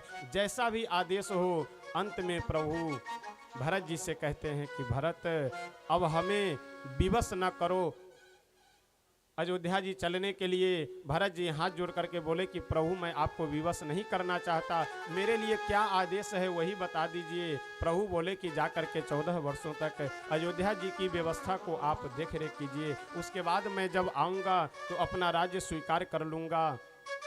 श्री भरत जी महाराज प्रभु के इस आदेश का पालन करते हुए गोस्वामी बाबा बहुत सुंदर वर्णन करते हुए लिखते हैं कि प्रभु करी कृपा पांवरी दीन्ही, सादर भरत शेष धरि लीन्ही। अवलंबन के रूप में प्रभु अपनी खड़ाऊं अपने चरण पादुका श्री भरत जी महाराज को देते हैं। भरत जी बड़े आनंदित होकर के श्री राघवेंद्र सरकार के चरण पादुका को लेकर के अयोध्या जी में आए। और गोस्वामी तुलसी बाबा बहुत सुंदर लिखते हुए यहाँ कह रहे हैं कि लक्ष्मण जी चाहे भले ही प्रभु के साथ रह रहे हों, भरत जी चाहे भले ही प्रभु से दूर रह रहे हों, लेकिन लक्ष्मण जी से अधिक प्रेम भरत जी के हृदय में है। गोस्वामी तुलसी बाबा बहुत सुंदर लिखते हुए कहते हैं, लक्ष्मण राम संग बन बसई, लक्ष्मण राम संग बन बसई, लक्ष्मण राम संग बन बसई, लक्ष्मण राम संग बन बसई, भरत अवध बसी तप तन तसई, भरत अवध बसी तप तन तसई, दो देश समूझी कहत सब लोग, दो देश समूझी कहत सब लोग, दो देश समूझी कहत सब लोग, दो देश समूझी कहत सब लोग, सब विधि भरत सराहन जोग, सब विधि भरत सराहन जोग, सभी लोग एक स्वर से कह रहे हैं कि लक्ष्मण जी श्री राम जी के साथ रहने के बाद भी कभी भूल चूक कर देते हैं, लेकिन भरत जी दूर रह करके भी इनसे कोई भूल चूक नहीं हो रहा है। इसलिए सब विधि भरत सराहन जोगु, हर तरह से श्री भरत जी महाराज सराहनीय हैं, क्योंकि श्री राम जी के अनन्य उपासक हैं। अब इसके बाद गोस्वामी तुलसी बाबा अरण्य कांड की कथा प्रारंभ कर रहे हैं। उससे पहले हम सब आइए प्रेम से, 7:30 बजे का समय हो चुका है, तो 10 मिनट श्री सीताराम नाम का जप करते हैं। उसके बाद अरण्य कांड हम सब प्रारंभ करेंगे, आगे की कथा हम सब श्रवण करेंगे। सीताराम सीताराम सीताराम जय सीताराम सीताराम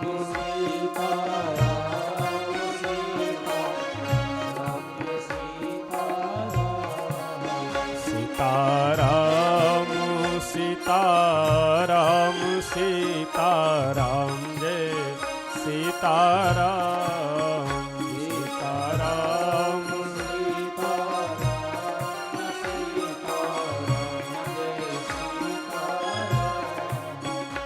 सीताराम सीताराम सीताराम जय सीताराम सीताराम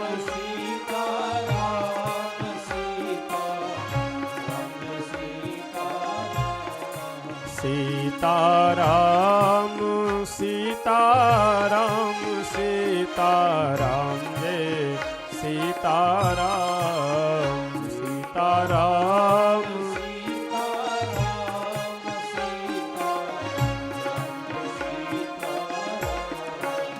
सीताराम सीताराम सीताराम जय सीताराम सीताराम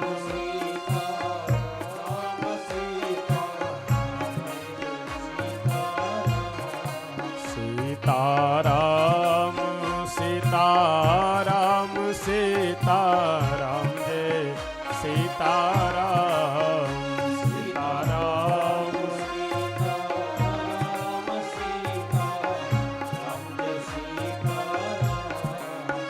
सीताराम सीताराम सीताराम जय सीताराम सीताराम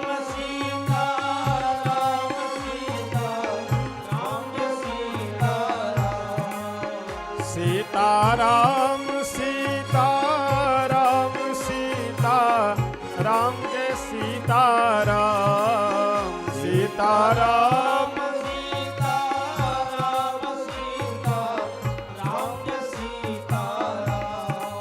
सीताराम जय सीताराम सीताराम जय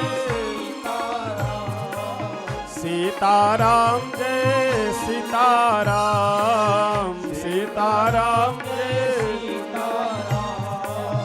सीताराम सीताराम सीताराम जय सीताराम सीताराम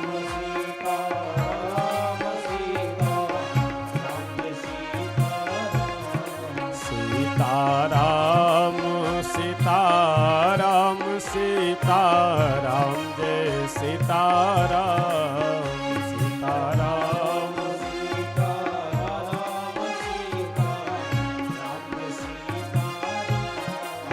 सीताराम सीताराम सीताराम जय सीताराम सीताराम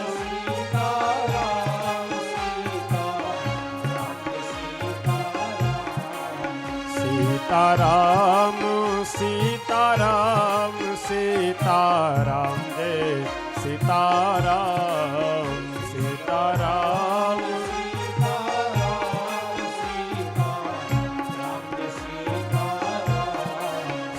सीताराम सीताराम सीताराम जय सीताराम सीताराम सीताराम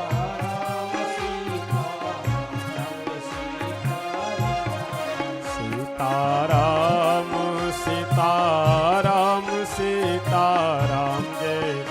सीताराम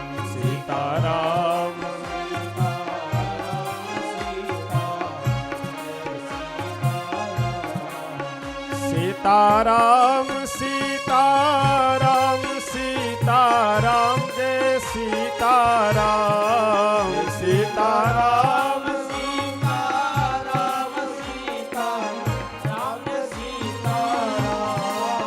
सीताराम सीताराम सीताराम जय सीताराम सीताराम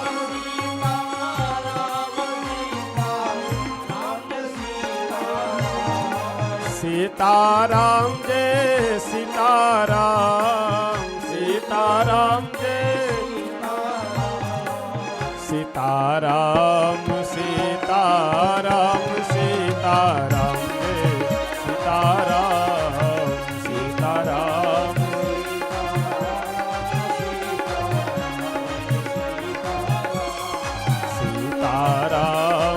सीताराम जय सीताराम सीताराम सीताराम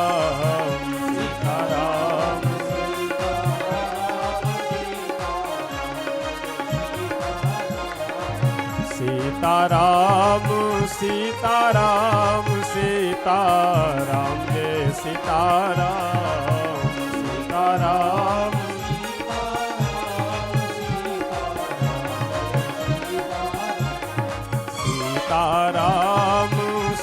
सीताराम सीताराम सीताराम जय सीताराम सीताराम सीताराम सीताराम जय सीताराम सीताराम सीताराम जय सीताराम सीताराम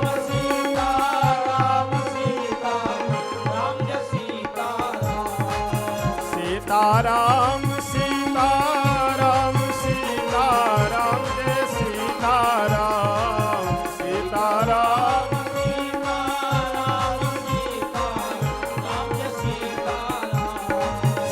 सीताराम जय सीताराम सीताराम सीताराम जय सीताराम सीताराम जय सीताराम जय सीताराम सीताराम सीताराम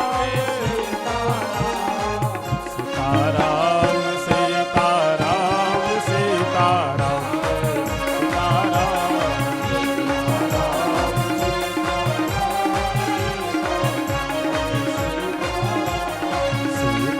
सीताराम सीताराम सीताराम सीताराम जय सीताराम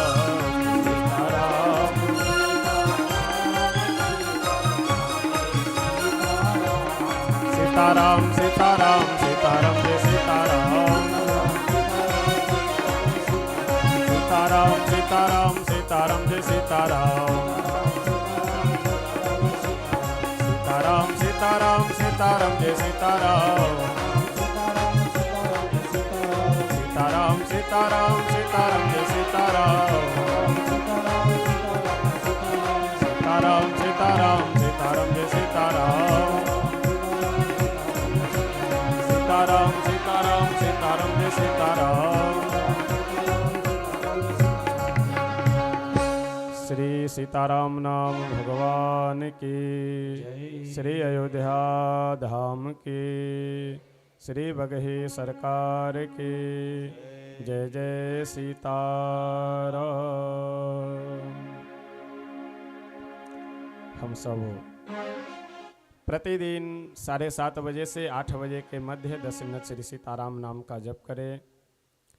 यज्ञ के जो भी व्यवस्थापक यदि कथा पंडाल से बाहर हैं तो मंदिर के तरफ से व्यवस्था कर दीजिए। देख लीजिए कुछ व्यवस्था अगर हो बिछाने के तो उसको कर दीजिए। बहुत से लोग खड़े हैं, तो मंदिर के तरफ से इधर जगह है ही, इधर बिछवा दीजिए पीछे तक, सब लोग बैठे जो भी भक्त आ रहे हैं। श्री गोस्वामी तुलसी बाबा वर्णन करते हुए बहुत सुंदर लिखते हैं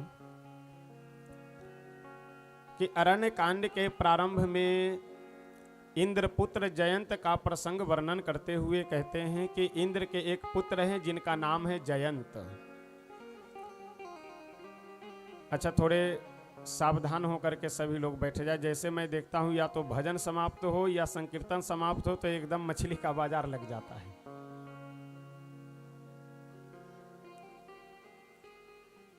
जिन्हें पंडाल से यदि बाहर जाना हो तो जैसे संकीर्तन भजन चल रहा हो उस बीच में आराम से निकल करके आप बाहर हो जाएं तो कोई अव्यवस्था नहीं होगी। लेकिन जैसे भजन कीर्तन यदि समापन हो तो शांति बिल्कुल पूर्व जैसी बना करके रखना चाहिए। श्री गोस्वामी तुलसी बाबा कहते हैं कि इंद्र के एक पुत्र हैं जिनका नाम है जयंत। वह एक बार कहाँ चित्रकूट में घूमने के लिए आए। तुलसी बाबा बहुत सुंदर लिखते हुए कहते हैं, एक बार चुनी कुसुम सुहाए, निज कर भूषण राम बनाए। एक बार चुनी कुसुम सुहाए, निज कर भूषण राम बनाए। एक बार की बात है। अच्छा, श्री रामचरितमानस में जब जब एक बार शब्द आया है तब तब आप समझ लीजिए कि कुछ न कुछ विशेष घटना घटित तो होने वाली है। ऐसा नहीं कि आज पहली बार श्री राघवेंद्र सरकार अपने हाथ से पुष्पों का आभूषण बना करके माता जानकी जी को पहना रहे हैं। इससे पहले भी कई बार पहना चुके हैं, लेकिन इस बार कुछ विशेष घटना होने वाली है, इसलिए गोस्वामी बाबा एक बार शब्द का प्रयोग कर रहे हैं। एक बार चुनी कुसुम सुहाए, निज कर भूषण राम बनाए। सीत ही पहिराए प्रभु सादर, बैठे फटिक शिला पर सुंदर। इतने में जयंत इंद्र का पुत्र आया। और अच्छा, आया काहे के लिए? यह देखने के लिए कि हमारे स्वर्ग में नारद आदि ऋषि महर्षि जब आते हैं तो खूब बड़े बड़े विशेषणों से यह व्याख्यान करते हैं कि इस समय पृथ्वी पे श्री परब्रह्म परमात्मा राम जी के रूप में अवतार लिए हैं। तो क्या यह बात सही है या गलत है, यह देखने के लिए। और जब यहाँ आकर के देखा तो लगा कि अरे बताओ, ये तो एकदम पत्नी का गुलाम है कि अपने हाथ से पुष्पों का आभूषण बना करके अपनी पत्नी का श्रृंगार कर रहे हैं। ये कैसे भगवान है? अच्छा, भगवान नहीं है तो किया क्या जाए, परीक्षा ली जाए। और आप जानते हैं कि अगर विद्यार्थी पढ़ने वाला है, मेहनत से पढ़ाई करता हो, उससे यदि आप कभी पूछें कि पढ़ते हो तो हाँ जी पढ़ते हैं। किस क्लास में? तो इस बार हाई स्कूल में है। और यदि पढ़ने वाला वह विद्यार्थी है और आप यह प्रश्न करेंगे कि हाई स्कूल में पढ़ते हो तो मैं कुछ पूछूं, जैसे आप यह प्रश्न करेंगे कि मैं कुछ पूछूं, तो पढ़ने वाला यदि छात्र होगा तो तुरंत बिल्कुल तैयार होकर के बोलेगा कि कोई बात नहीं, हाँ हाँ पूछिए। लेकिन अगर केवल नाम एडमिशन कराए है, पढ़ने लिखने में एकदम 0 बटा है, जैसे उससे आप यह कहेंगे कि कुछ पूछे, तुरंत बहाना बताएगा है। क्या बतावे, अब 2 महीने से तो बीमार, अब ठीक से पढ़ाई नहीं हो पा रही, तो पता नहीं आप पूछे तो बता पावे कि नहीं। अगर इस तरह से बहाना बनाया तो समझ लीजिए कि वह पढ़ाई नहीं करता है। श्री राघवेंद्र सरकार हमारे ओरिजिनल असली विद्यार्थी हैं। कोई परीक्षा लेने के लिए आ जाए पीछे नहीं दबते हैं, सबको परीक्षा देते हैं बड़े प्रेम से। लेकिन एक बात का ध्यान रखिएगा, कभी भी यदि हम सही को गलत समझ ले तो भी नुकसान है, और गलत को सही समझ ले तो भी नुकसान है। यानी सही को सही और गलत को गलत समझना चाहिए। एक बहुत सुंदर प्रसंग है कि श्री गोस्वामी तुलसी बाबा श्री रामचरितमानस के अलावे 12 और भी ग्रंथ लिखते हैं, जिसको कहते हैं द्वादश ग्रंथावली। उन द्वादश ग्रंथावलियों में एक ग्रंथ है दोहावली। दोहावली श्री तुलसी बाबा के द्वारा लिखित ग्रंथ है। दोहावली में लगभग 500 के आसपास दोहा लिखे हुए हैं तुलसी बाबा।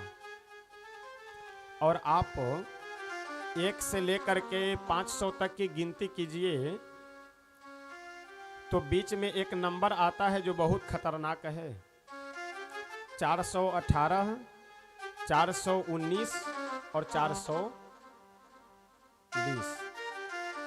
किसी को अगर 420 कह दीजिए तो अच्छा खासा व्यवहार 1 सेकंड में गायब। अब जब 420 नंबर का दोहा लिखने की बात आई तो तुलसी बाबा की कलम रुक गई। सोचे कि ये तो अंक बड़ा खतरनाक है, क्या लिखे इस दोहा में।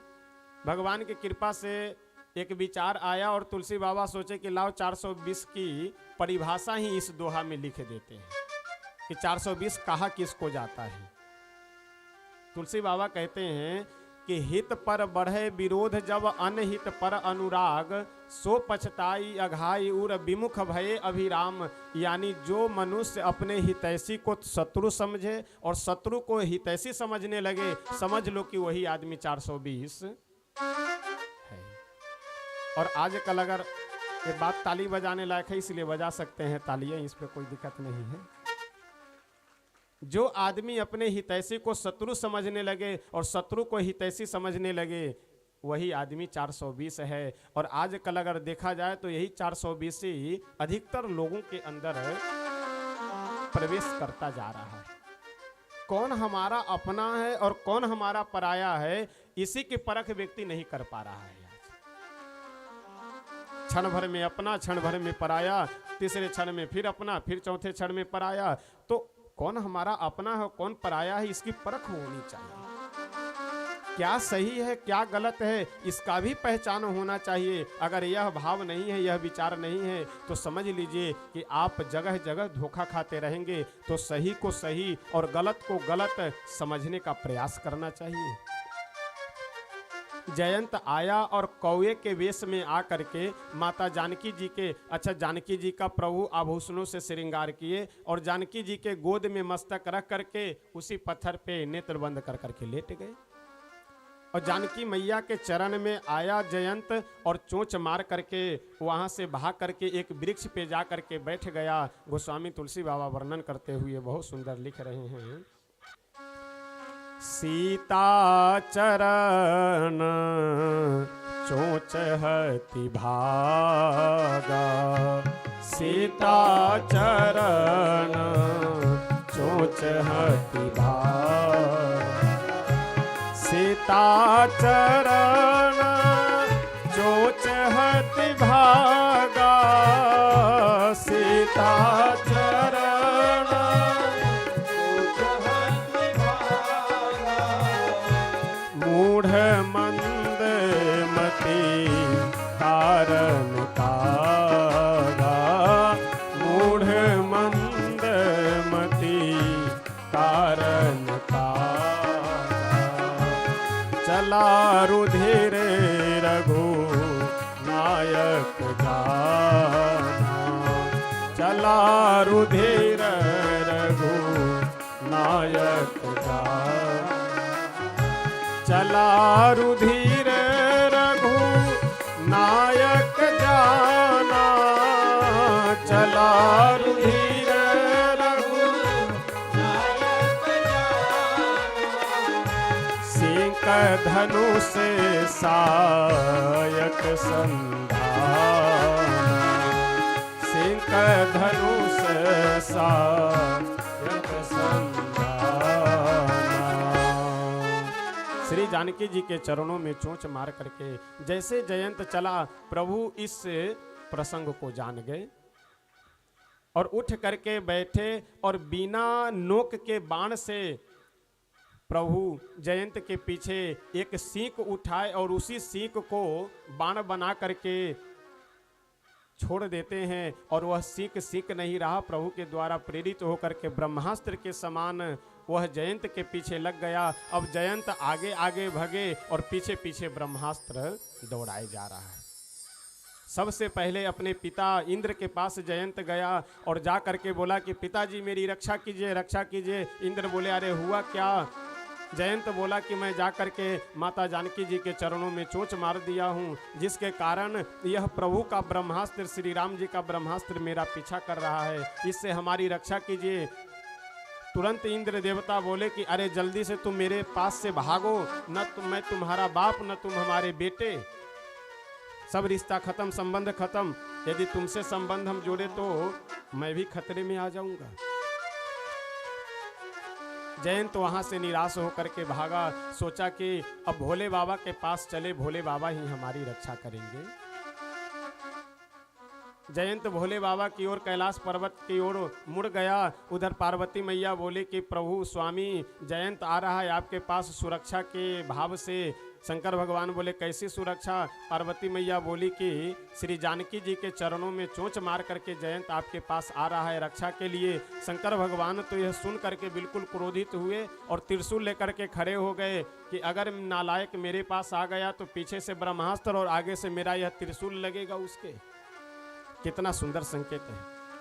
गोस्वामी तुलसी बाबा कह रहे हैं कि भा निराश उपजी मन त्रासा, जथा चक्र भय ऋषि दुर्वासा। श्री दुर्वासा जी को जैसे चक्र सुदर्शन से भय उत्पन्न हुआ था, उसी तरह से आज जयंत को भी भगवान के ब्रह्मास्त्र से भय उत्पन्न हो गया है। ब्रह्मा जी के पास गया वो भी नहीं रखे, पिता के पास गया वो भी नहीं रखे। अंत में जयंत भागते भागते अपने जीवन से निराश हो गया। और जिसका कोई नहीं होता है, जो अपने से निराश हो गए हुए हो, उसको आश्रय संतों के सानिध्य में ही मिलता है। गोस्वामी तुलसी बाबा वर्णन करते हुए बहुत सुंदर लिख रहे हैं कि श्री नारद जी महाराज जयंत को जब देखे कि बहुत लंबी लंबी सांसें ले रहा है, पसीने से तरबतर और बहुत तेजी में भागता जा रहा है, जयंत के पास जाकर के नारद जी बोले कि जयंत अरे ठहरो ठहरो ठहरो, कहाँ जा रहे हो? नारद देखा बिकल जयंता, नारद देखा बिकल जयंता, नारद देखा बिकल जयंता, नारद देखा बिकल जयंता, लागे दया को मलचित संता, लागे दया को मलचित संता, लागे दया को मलचित संता, लागे दया को मलचित संता। श्री नारद जी महाराज जब जयंत को देखे कि बहुत परेशान है, बहुत भागते भागते थक गया है ऐसा लग रहा है, नारद जी पास में बुला करके बोले जयंत कहाँ जा रहे हो? जयंत बोला कि कहीं ठौर ठिकाना हो तो बतावे, अब तो हम वही जा रहे हैं जहां यह ब्रह्मास्त्र लेकर के जाएगा, जहां यह बाण लेकर के जाएगा। अच्छा, इस चौपाई में कितना सुंदर तुलसी बाबा कह रहे हैं कि लागी दया कोमल चित संता, यानी संतों का जो चित्त है, संतों का जो मन है, वो क्या होता है? वो कोमल होता है। और देखिए, जिसका चित्त, जिसका मन कोमल हो, दयालु हो, वही संत भी हैं। एक बार की बात बतावे, एक जगह एक महात्मा बैठे थे, एक आदमी आया, प्रणाम किया। अच्छा, उनका स्वभाव था, कोई आदमी आकर प्रणाम करे, महाराज जी प्रणाम, आशीर्वाद नहीं दे, तुरंत ही बोले अच्छा तुम्हारा बहुत दिमाग खराब है आजकल। अरे महाराज जी काहे नाराज हो रहे हैं, हम तो प्रणाम कर रहे। अरे बोले हम सब समझ रहे हैं, बहुत तुम्हारा आजकल दिमाग खराब हो गया है। अच्छा, कोई व्यक्ति अगर प्रणाम कर रहा हो तो भले उसका दिमाग खराब हो चाहे सही हो, उससे क्या मतलब है भाई? ठीक है भैया, भगवान कृपा करे, जियो, कोई बात नहीं। लेकिन कुछ आदमी का स्वभाव हो जाता है।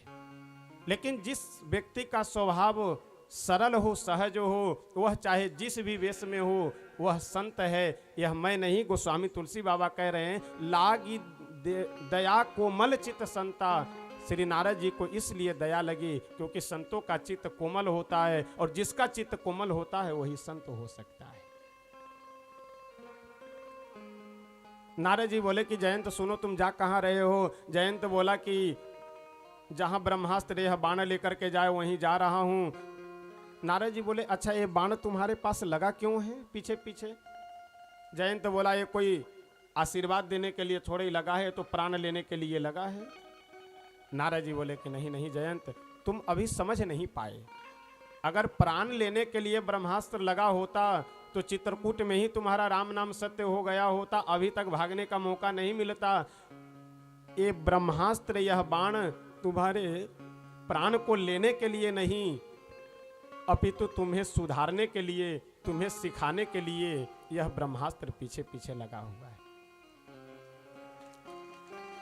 जयंत बोला क्या सिखलाने के लिए, क्या समझाने के लिए? नारद जी बोले कि यह ब्रह्मास्त्र तुम्हें समझाना चाह रहा है, प्रभु का यह बाण तुम्हें समझाना चाह रहा है कि जयंत तू इधर उधर मत भाग, जिनका मैं बाण हूँ, जिनका तुम अपराध किए हो, उन्हीं के चरणों में चल करके गिरो, वही तुम्हें बचा सकते हैं।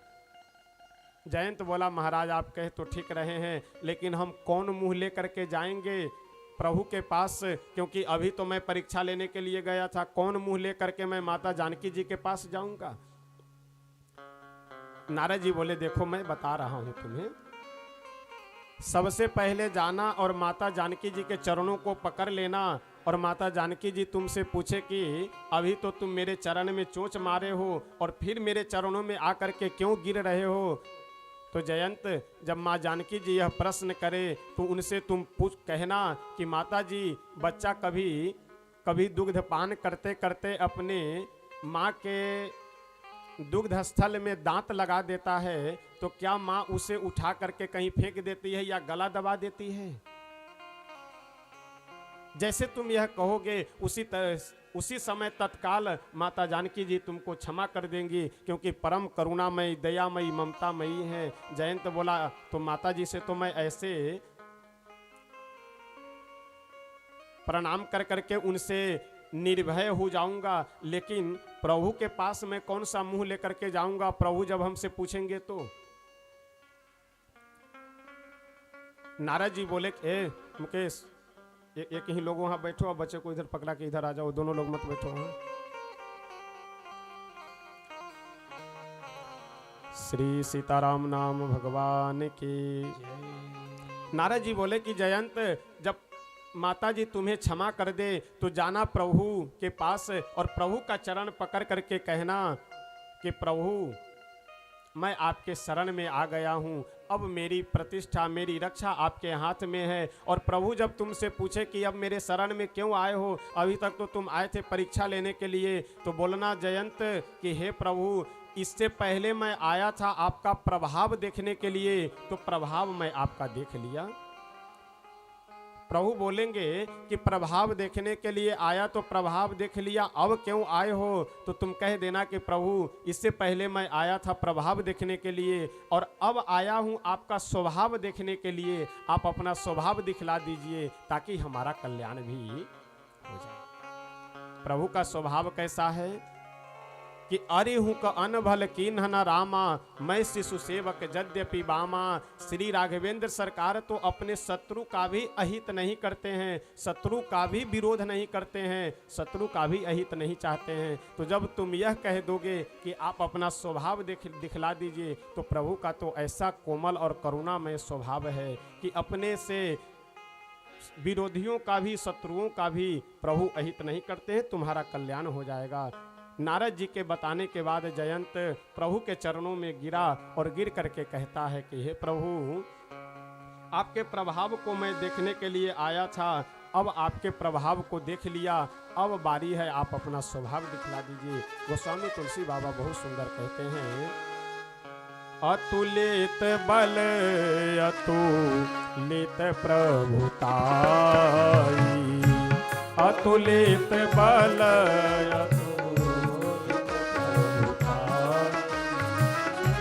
अतुलित बल अतुलित प्रभुताई, अतुलित बल अतुलित प्रभुताई। मैं मत मंद जानी नहीं पाई, मैं मत मंद जानी नहीं पाई, मैं मत मंद जानी नहीं पाई, मैं मत मंद जानी नहीं पाई। कितना सुंदर यहाँ संकेत है कि प्रभु अपनी करुणा बरसाते हुए, दया बरसाते हुए जयंत को क्षमा कर दिए,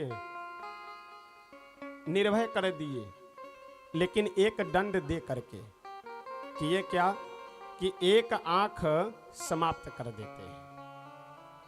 पार्वती मैया बोली कि स्वामी, भगवान को ऐसा नहीं करना चाहिए, जब जयंत शरण में आ गया तो उसको माफ कर देना चाहिए, क्षमा कर देना चाहिए, एक आंख नहीं निकालना चाहिए। शंकर भगवान अपनी दृष्टि को टेढ़ी करते हुए बोले कि देवी क्या कह रही हो?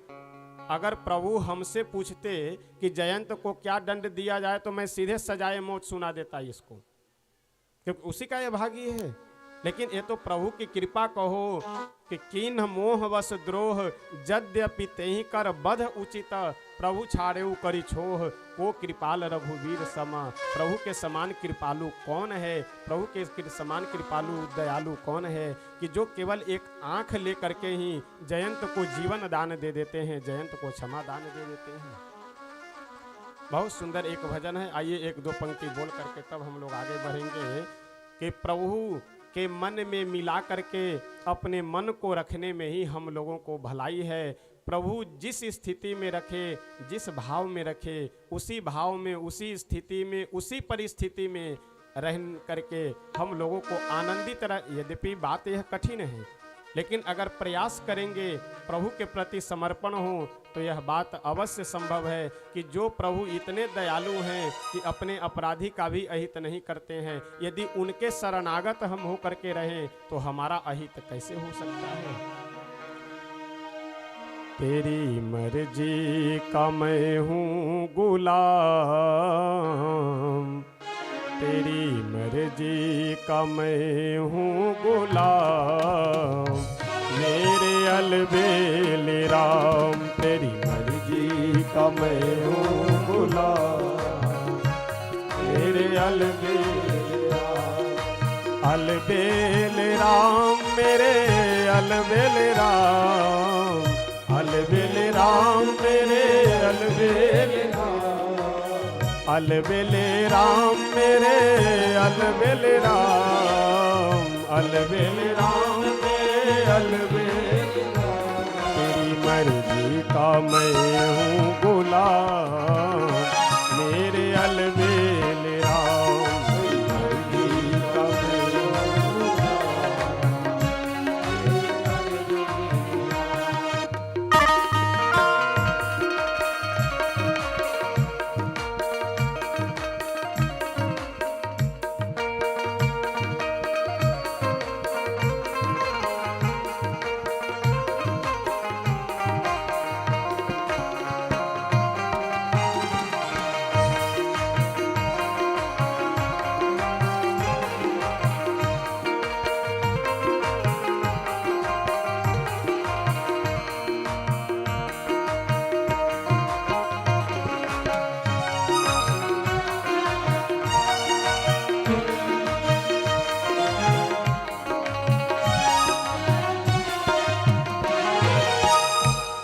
प्रभु से हम लोगों को अपने दुख समस्या ये सब न सुना करके प्रभु को हम लोगों को यह सुनाना चाहिए कि प्रभु इस संसार में चलते चलते भटकते भटकते मैं थक गया हूँ, इसलिए आप ऐसी कृपा कीजिए कि मुझ में वह शक्ति आए, मुझ में वह बल आए कि जिससे मैं इस संसार सागर को पार कर करके अपने जीवन को शांति और आनंद से जी सकूँ। जो भी हमारा अच्छा भला बुरा कर्म है उन सभी कर्मों को हम सुख दुख के रूप में भोगते हुए आगे बढ़ें। थक भी गया हूँ इस लंबे सफर में, थक भी गया हूँ इस लंबे सफर में, थक भी गया हूँ इस लंबे सफर में, थक भी गया हूँ इस लंबे सफर में। मेरा जीना हुआ है हराम, मेरा जीना हुआ है हराम, मेरे अलबेल राम तेरी मर्जी का मैं हूँ गुलाम, मेरे अलबेल राम।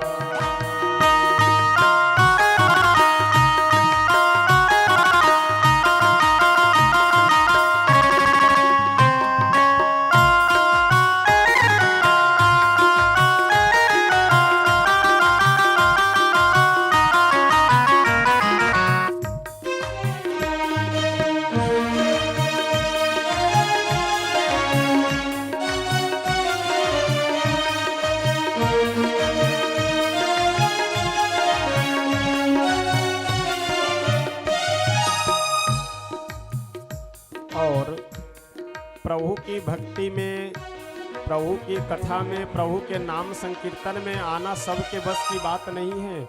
बहुत यह कठिन रास्ता है कि जिनके ऊपर भगवान की कृपा होती है वही ऐसे कार्यों में, ऐसे जगहों पे आ सकते हैं।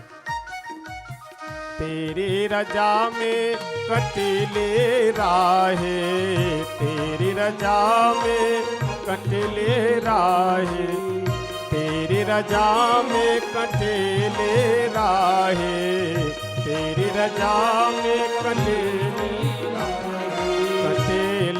राहे, कटले राहे, कटले राहे, तेरी रजा में कटले राहे, तेरी रजा में कटले राहे। अब ये तो सजाया इनाम, अब ये तो सजाया इनाम, मेरे अलबेल राम तेरी मर्जी का मैं हूँ गुलाम।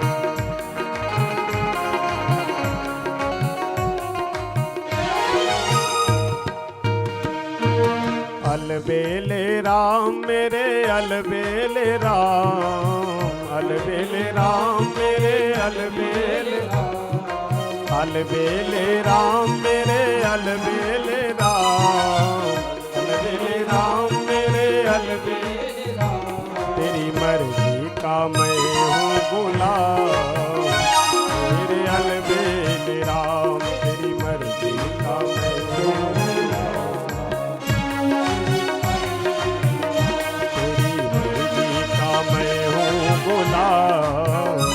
मेरे अलबेल राम तेरी मर्जी का मैं हूँ गुलाम।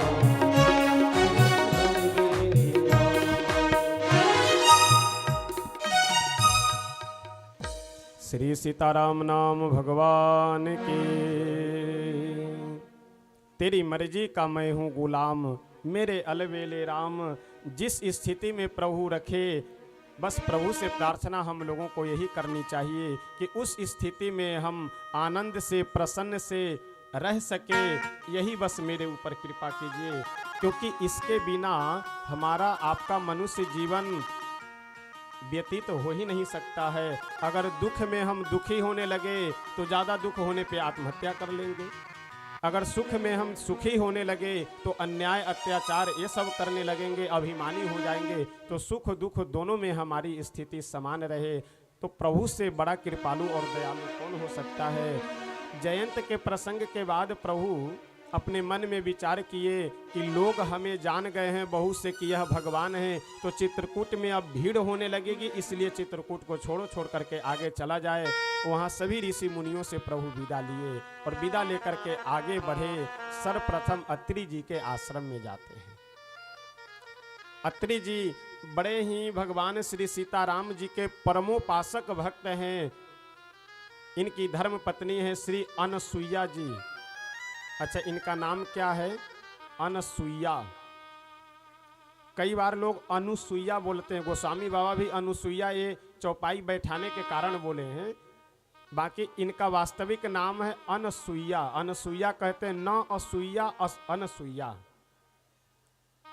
व्याकरण, संस्कृत में व्याकरण पढ़ने वालों को पता होगा, जो नए समास है, नए समास मतलब कि नई अर्थ में प्रयोग किया जाता है।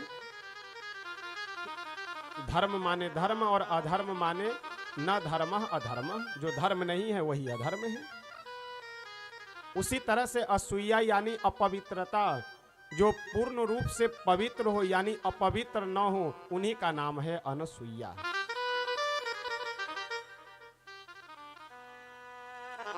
अनसुईया जी श्री माता जानकी जी को अपनी महल कुटिया में लेकर के गई और बहुत ही सुंदर पतिव्रत धर्म का उपदेश देती है। अत्रि जी महाराज श्री राघवेंद्र सरकार और लक्ष्मण जी को अपनी कुटिया में बैठा करके बहुत सुंदर कुशल मंगल पूछते हैं और बड़ी ही सुंदर वाणी में प्रभु की स्तुति करते हैं। और थोड़ी सी चर्चा पतिव्रत धर्म क्या है, यानी पति पत्नी के बीच में विवाह प्रसंग के दिन निवेदन किया था कि पति पत्नी के बीच प्रेम हृदय का होना चाहिए। पैसे का, रूप का, आदि वस्तुओं का अगर प्रेम है तो वह प्रेम ज़्यादा दिन चल नहीं सकता है। पति पत्नी के बीच प्रेम हृदय का होना चाहिए। पत्नी का कर्तव्य है, स्त्री का कर्तव्य है कि अपने पति के अलावे किसी पुरुष पर दृष्टि न डाले। दृष्टि का मतलब कि गलत भावना से दृष्टि, तो पति का भी कर्तव्य है, पुरुष का भी कर्तव्य है कि अपनी पत्नी के अलावे किसी दूसरी स्त्री पे गलत दृष्टि न डाले। अगर यह भाव दोनों के हृदय में है, वही परिवार समझ लो स्वर्ग है, वही परिवार समझ लीजिए प्रभु का मंदिर है। अगर ऐसा नहीं है तो चाहे जितना तीर्थ करते रहो, जितनी यात्रा करते रहो, कोई मतलब नहीं। पतिव्रत धर्म ये दोनों के लिए है, पति के लिए भी है और पत्नी के लिए भी है। गोस्वामी तुलसी बाबा वर्णन कर करके बहुत सुंदर कहते हैं कि अत्रि जी महाराज बोले कि प्रभु अब तो मेरी यही अभिलाषा है, मेरी यही अपेक्षा है कि आपकी कृपा बनी रहे, आपके चरणों में मेरा चित्त लगा रहे और मुझे कुछ भी नहीं चाहिए। आगे श्री राघवेंद्र सरकार चल रहे हैं, पीछे पीछे श्री लक्ष्मण जी हैं, उनके दोनों के बीच में श्री जानकी जी चल रही हैं। बड़ा अद्भुत दृश्य है। एक सरभंग नाम के ऋषि थे, सरभंग जी को प्रभु दर्शन दिए। सरभंग जी भी कहते हैं कि प्रभु मैं जा रहा था ब्रह्मलोक को यानी मोक्ष प्राप्त करने के लिए, लेकिन जब हमें पता चला कि श्री राम जी आ रहे हैं तो मैं मोक्ष का परित्याग कर करके आप ही के दर्शन के लिए यहाँ पे मैं बैठा हुआ हूँ। आज आपका दर्शन हो गया, मेरा जीवन कृतार्थ हो गया। और प्रभु के सामने ही चिता रच करके बना करके और उसी पे सरभंग जी बैठे और योगाग्नि से चिता में आग लगा करके ब्रह्मलोक को प्रस्थान कर जाते हैं। गोस्वामी तुलसी बाबा यह सब वर्णन बड़े ही सुंदर वाणी में कर रहे हैं। आगे कहते हैं कि जब सरभंग जी के आश्रम से प्रभु दक्षिण की ओर आगे बढ़े तो बहुत से ऋषि मुनि प्रभु के साथ में चल रहे हैं। एक जगह बहुत बड़ा ढेर दिखाई पड़ा हड्डियों का। प्रभु इशारा करते हुए पूछे कि ये हड्डियों का ढेर कैसा है। ऋषि मुनि आंख में, अपने नेत्र में आंसू भर करके बोले कि प्रभु ये वन में दंडकारण्य में राक्षस लोग आते हैं और महात्माओं को, ऋषि मुनियों को मार करके खा जाते हैं और उनके हड्डियों को यहाँ रख देते हैं। किस लिए? भय उत्पन्न करने के लिए, डराने के लिए। श्री राघवेंद्र सरकार यह सुन करके बड़े ही दुखी हो गए और गोस्वामी बाबा कहते हैं निशाचर ही न करऊं महे, भुज उठाई प्रण कीन। सकल मुनिन के आश्रमनि, जाए जाए सुख दीन। निश्चरहीन करऊ मही, भुज उठाई प्रण कीन। प्रभु अपनी भुजा उठा करके यह प्रतिज्ञा किए कि इस पृथ्वी को मैं निशाचरों से हीन कर दूंगा, राक्षसों से विहीन कर दूंगा। और देखिए, वाणी पे मनुष्य को संयम होना चाहिए। आप बोले वही जो कर सके, और जो कर सके वही बोलना भी चाहिए। आजकल तो लोग झूठ को अपने बिल्कुल एकदम व्यवहार में सम्मिलित कर लिए हैं। कई बार आप देखेंगे, आजकल वीडियो वगैरह कई बार, और कहीं निमंत्रण आ जाता है या बुलावा आ जाता है तो जाना भी पड़ता है। कहाँ पे? जन्मदिन मनाने, बर्थडे मनाने। और बर्थडे में, जन्मदिन में आप अधिकतर देखेंगे लोग क्या कहते हैं, तुम जियो हजारों साल। मनुष्य 1000 साल जीता है क्या कोई? अच्छा चलिए, यहाँ तक तो कम से कम गनीमत थी, आगे तो और विडंबना है। आगे तुम जियो हजारों साल और साल में दिन हो 50,000। अरे बेवकूफ आदमी, एक वर्ष में 360 दिन ही होता है, तो ये 50,000 दिन कहाँ से हो जाएगा? तो इसलिए वाणी पे संयम होना चाहिए। हम बोले वही जो अनुकूल हो। अच्छा, अधिक बोलना और असत्य बोलना, ये दोनों नुकसानदायक है और हमारे लिए अनुकूल नहीं है। और आजकल मोबाइल तो महाराज और एकदम आदमी को असत्यवादी और अधिक बोलने वाला बना दिए हुए है। कई लोगों को मैं देखता हूँ, फोन करेंगे और महाराज जी क्या हाल चाल है? भैया सब ठीक ठाक है। कहाँ है? अयोध्या जी में है। क्या हो रहा है? कुछ नहीं, बस स्वाध्याय हो रहा है, अयोध्या जी में अभी हैं। भोजन हो गया? हाँ भैया हो गया। क्या कर रहे हैं? लेटे हुए हैं। सारी बातें होने के बाद में तब पूछता है कि और सब सुनाइए। अब मैं आज तक यही नहीं समझ पाया कि जब भोजन की भी बात हो गई, क्या कर रहे हैं, सो रहे हैं, कहाँ है, अयोध्या जी में है, जब सारी बातें हो गई तो और सब क्या सुनाया जाए? यही है, ये फालतू बात करना। और पहुँचे कहीं और हैं, बता कहीं और रहे हैं, बात कुछ और है, बोल कुछ और रहे हैं। ये सब जो असत्य और अधिक बोलना, ये दोनों हमारे लिए नुकसानदायक है। इसलिए हम लोगों को सत्यवादी और मितव्ययी, यानी कम खर्च करने वाला और कम बोलने वाला होना चाहिए। देखिए, खर्चे की बात आ गई तो एक मैं निवेदन करूं आप सबसे कि अगर हम अपने जीवन को सुख से, आनंद से, चैन से व्यतीत करना चाहते हैं, हम सब, आप सब भी, तो अपने जीवन को आप नगदी बनाने का प्रयास कीजिए। यानी जितना पास में हो उतना ही खर्च कीजिए। कर्ज लेकर के, उधार लेकर के कभी भी प्रयास करना चाहिए कि 99% कर्ज और उधार से आप बचिए। नमक रोटी भी खाएंगे, बढ़िया एकदम स्वस्थ रहेंगे, आनंद से चैन की सांस लेंगे घर में। अगर कर्ज है, काजू बादाम खाते रहिए, लेकिन एक हड्डी के बने हुए आप रहेंगे। तो इसलिए जीवन को नगदी बनाने का प्रयास करना चाहिए और मितव्ययी यानी कम खर्चीला। जब आप फालतू अधिक खर्च नहीं करेंगे तो आपको हाय तौबा भी नहीं रहेगी, किसी से उधार भी नहीं लेना रहेगा, किसी से कर्जा भी नहीं। प्रतिदिन दरवाजे पे 10 आदमी आकर के कर्ज मांग रहा है, उधार मांग रहा है, लेकिन फिर भी घर में क्रीच मार करके कुर्ता पहन रहे हैं और बढ़िया काजू बादाम और पिस्ता और फल और न जाने क्या क्या फ्रिज में पड़ा हुआ है। तो ऐसा जीवन मनुष्य का जीवन नहीं है। अगर आनंद से, सुख से आप, क्योंकि समस्या क्या होती है, कर्ज लेकर के आदमी जब कोई काम करता है तो उसका ब्याज देते देते ही मनुष्य का जीवन चौपट हो जाता है, समाप्त हो जाता है। जो कमाया वो ब्याज देने में चला गया, जो कमाया वो उसका उधार देने में चला गया। तो जो आप कमाएंगे वो आपके पास कब रुकेगा, जब आप उधार और ब्याज के दलदल में नहीं फंसे हुए हैं। तो जीवन को नगदी बनाने का प्रयास करना चाहिए। श्री राघवेंद्र सरकार बोले कि इस पृथ्वी को मैं निशाचरों से हीन कर दूंगा। गोस्वामी तुलसी बाबा वर्णन करते हुए बहुत सुंदर लिख रहे हैं कि अब श्री राघवेंद्र सरकार हमारे कहाँ जा रहे हैं, एक बड़े ही अनन्य भक्त के पास। और ये अनन्य भक्त इसलिए हैं कि ये राम जी के अलावे किन्हीं देवता की न पूजा करते हैं और ना ही ध्यान करते हैं। तन मन धन तीनों से श्री राम जी के सेवक हैं। मुनि अगस्ती कर शिष्य सुजाना, मुनि अगस्ती कर शिष्य सुजाना,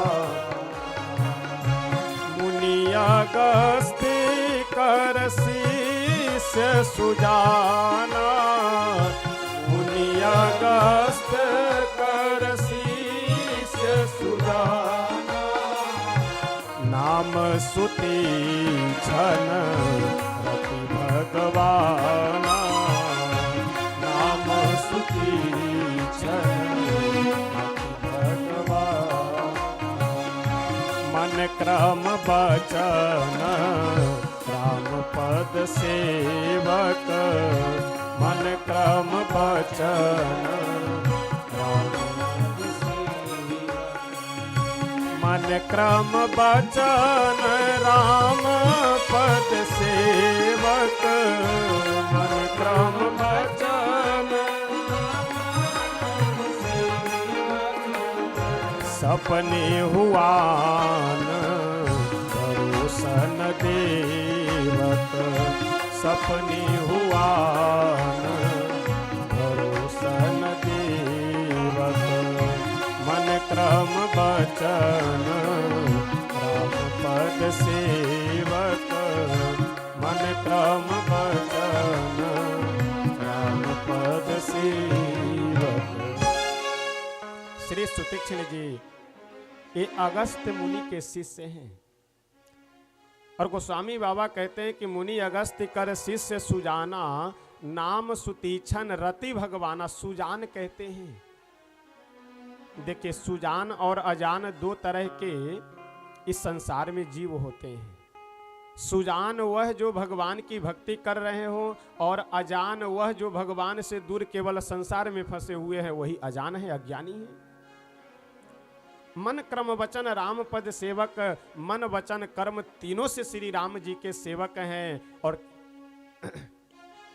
कैसे मुनि हैं, सदैव श्री सुतीक्ष्ण जी के मन में एक विचार बना रहता है, एक भाव रहता है कि जैसे हमारे राम जी रखे, जिस स्थिति में रखे उस स्थिति में आनंदित रह करके और बस राम राम सीताराम सीताराम यही जप करना और श्री सीताराम जी का ही चिंतन करना। अच्छा, हम सब लोग सुख के पीछे, आनंद के पीछे दौड़ते रहते हैं, भागते रहते हैं, लेकिन जैसे जैसे हम लोग आनंद के लिए वस्तु एकत्रित करते हैं वैसे मन किन्हीं और वस्तुओं में जाकर के आनंद ढूंढने लगता है। लेकिन आनंद के लिए, सुख के लिए हम लोगों को संसार में भटकना है केवल अपने जीवन को चलाने के लिए, अपने परिवार की व्यवस्था के लिए। लेकिन आनंद सुख ये तो वास्तव में भगवान के सानिध्य में ही संभव है। वो चाहे भगवान की कथा हो, चाहे भगवान का नाम हो, इसी में आनंद संभव है। एक बहुत सुंदर भजन है, बस एक पंक्ति गा करके आगे बढ़ेंगे कि श्री सुतीक्ष्ण जी महाराज को जहां आनंद मिल रहा है हम लोगों को भी वही आनंद मिल सकता है। बस हम लोग इधर उधर भटकने के चक्कर में केवल पड़े रहते हैं। जैसे रखे राम जी रहना चाहिए, जैसे रखे राम जी रहना चाहिए, जैसे रखे राम जी रहना चाहिए। प्रेम से आप सभी लोग गाइए, बहुत सहज सरल और आनंददायी भजन है। जैसे रखे राम जी रहना चाहिए, जैसे रखे राम जी रहना चाहिए। माने अपमान सब सहना चाहिए, माने अपमान सब सहना चाहिए। जैसे रखे राम जी रहना चाहिए, जैसे रखे राम जी। अनुकूल प्रतिकूल दोनों ही कुलों के मध्य, अनुकूल प्रतिकूल दोनों ही कुलों के मध्य। यानी अनुकूल और प्रतिकूल ये दोनों हमारे आपके जीवन रूपी नदी के दो किनारे हैं। इन्हीं दोनों किनारों के बीच में हमारा आपका जीवन चल रहा है, तो इसी के दोनों के बीच में आनंद से अपना जीवन चलाना हम लोगों को चाहिए। अनुकूल प्रतिकूल दोनों ही कुलों के मध्य, अनुकूल प्रतिकूल दोनों ही कुलों के। सरिता समान सदा बहना चाहिए, सरिता समान सदा बहना चाहिए। जैसे रखे राम जी रहना चाहिए, जैसे रखे राम जी।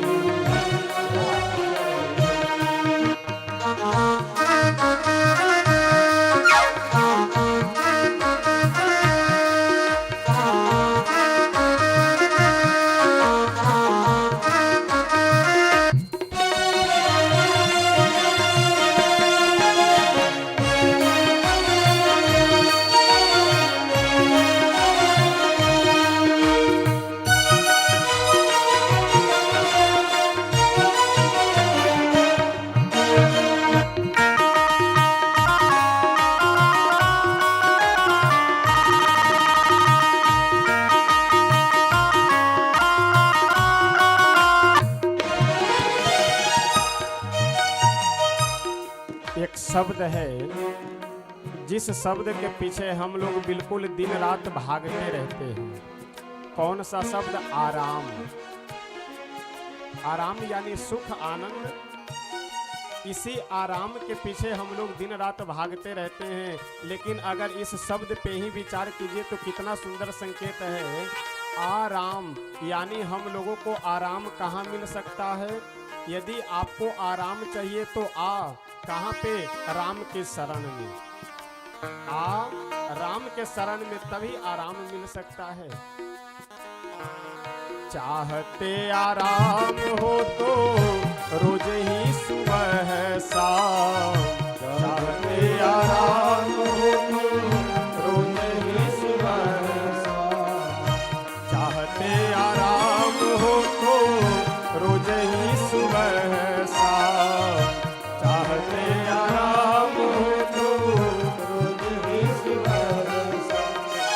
सीताराम सीताराम गाना चाहिए, सीताराम सीताराम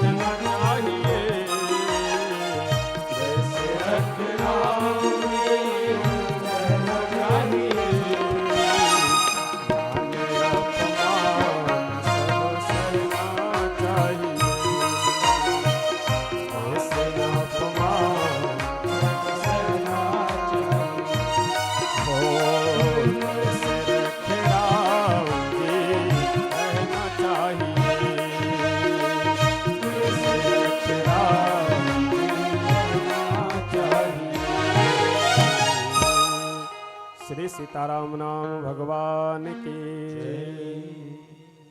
जैसे रखे चाहते आराम हो तो रोज ही सुबह शाम सीताराम सीताराम गाना चाहिए।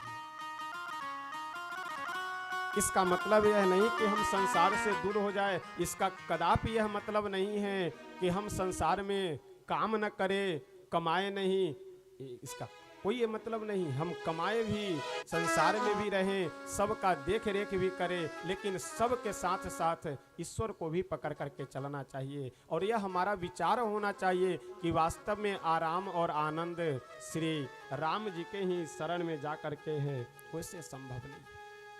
इसीलिए श्री अगस्त जी के परम शिष्य सुतीक्ष्ण जी मन क्रम वचन राम पद सेवक, मन वचन तीनों से श्री राम जी के सेवक हैं। और जागते तो कौन कहे, स्वप्न में भी सपने हूँ आन भरोसा न देवक। स्वप्न में भी किसी अन्य देवी देवताओं पे भरोसा नहीं करते हैं।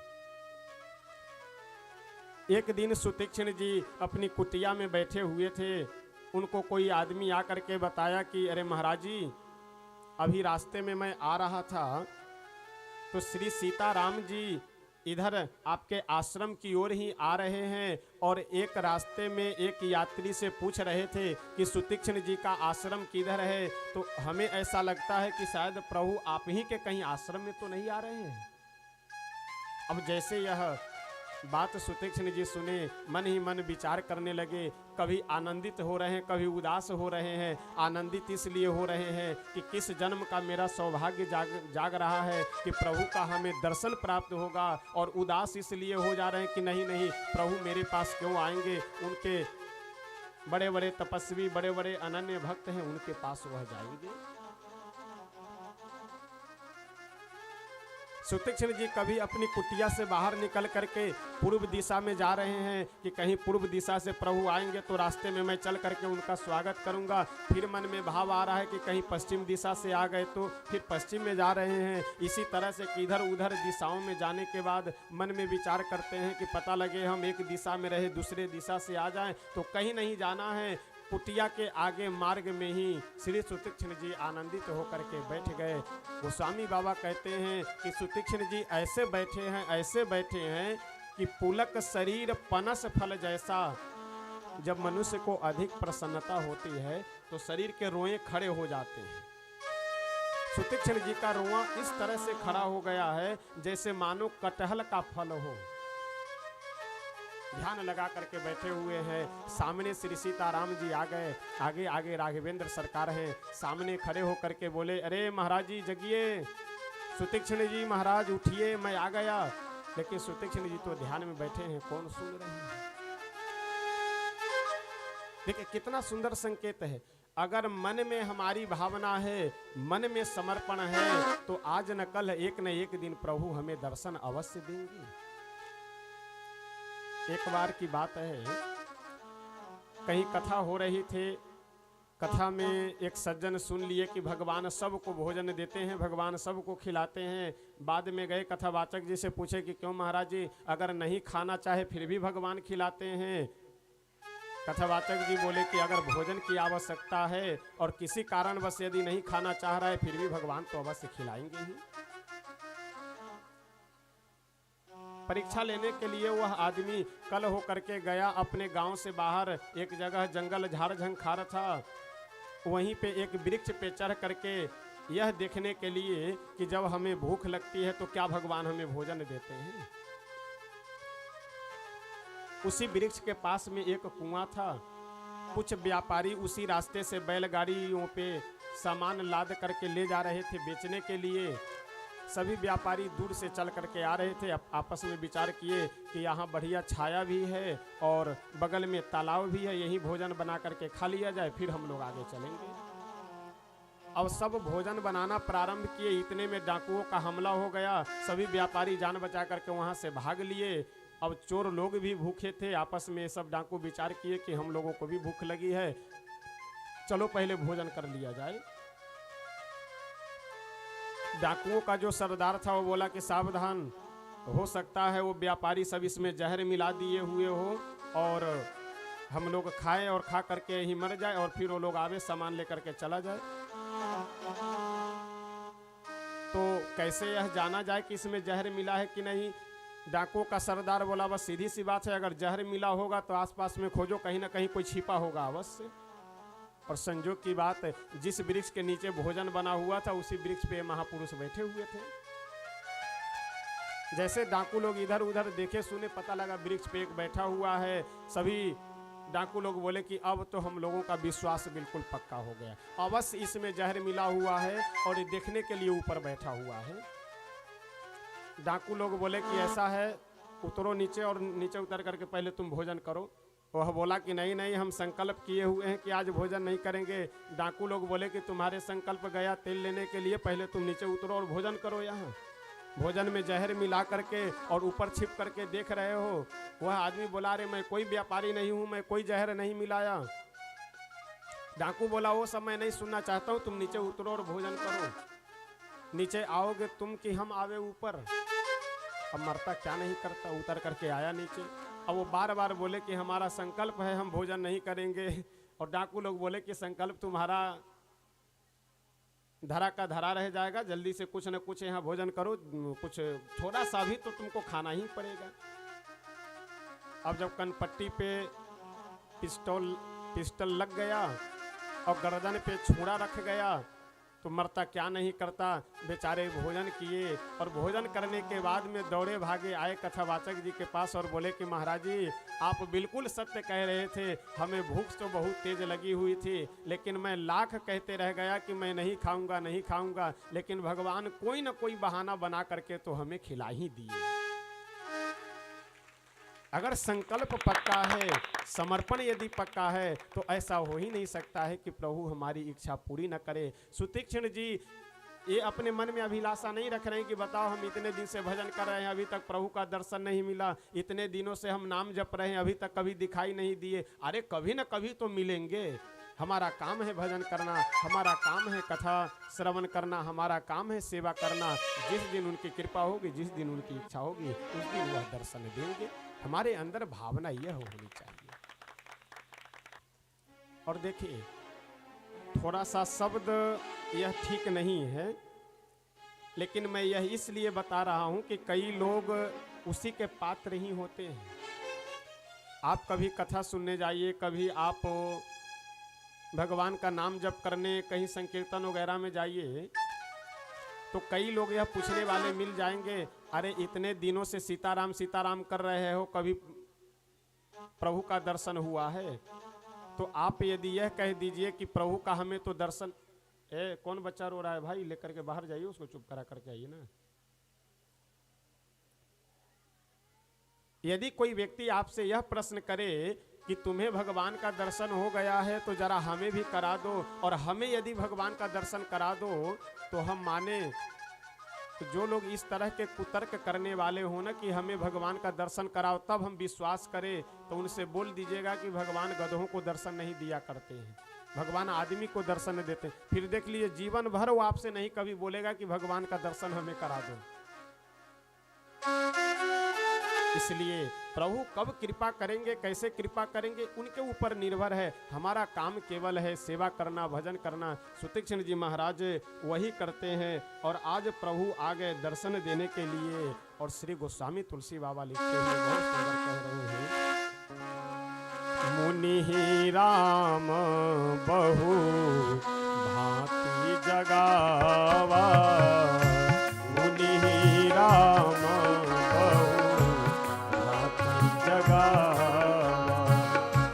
मुनि राम बहु भांति जगावा, मुनि राम बहु भांति जगावा, जागन ध्यान जनित सुख पावा,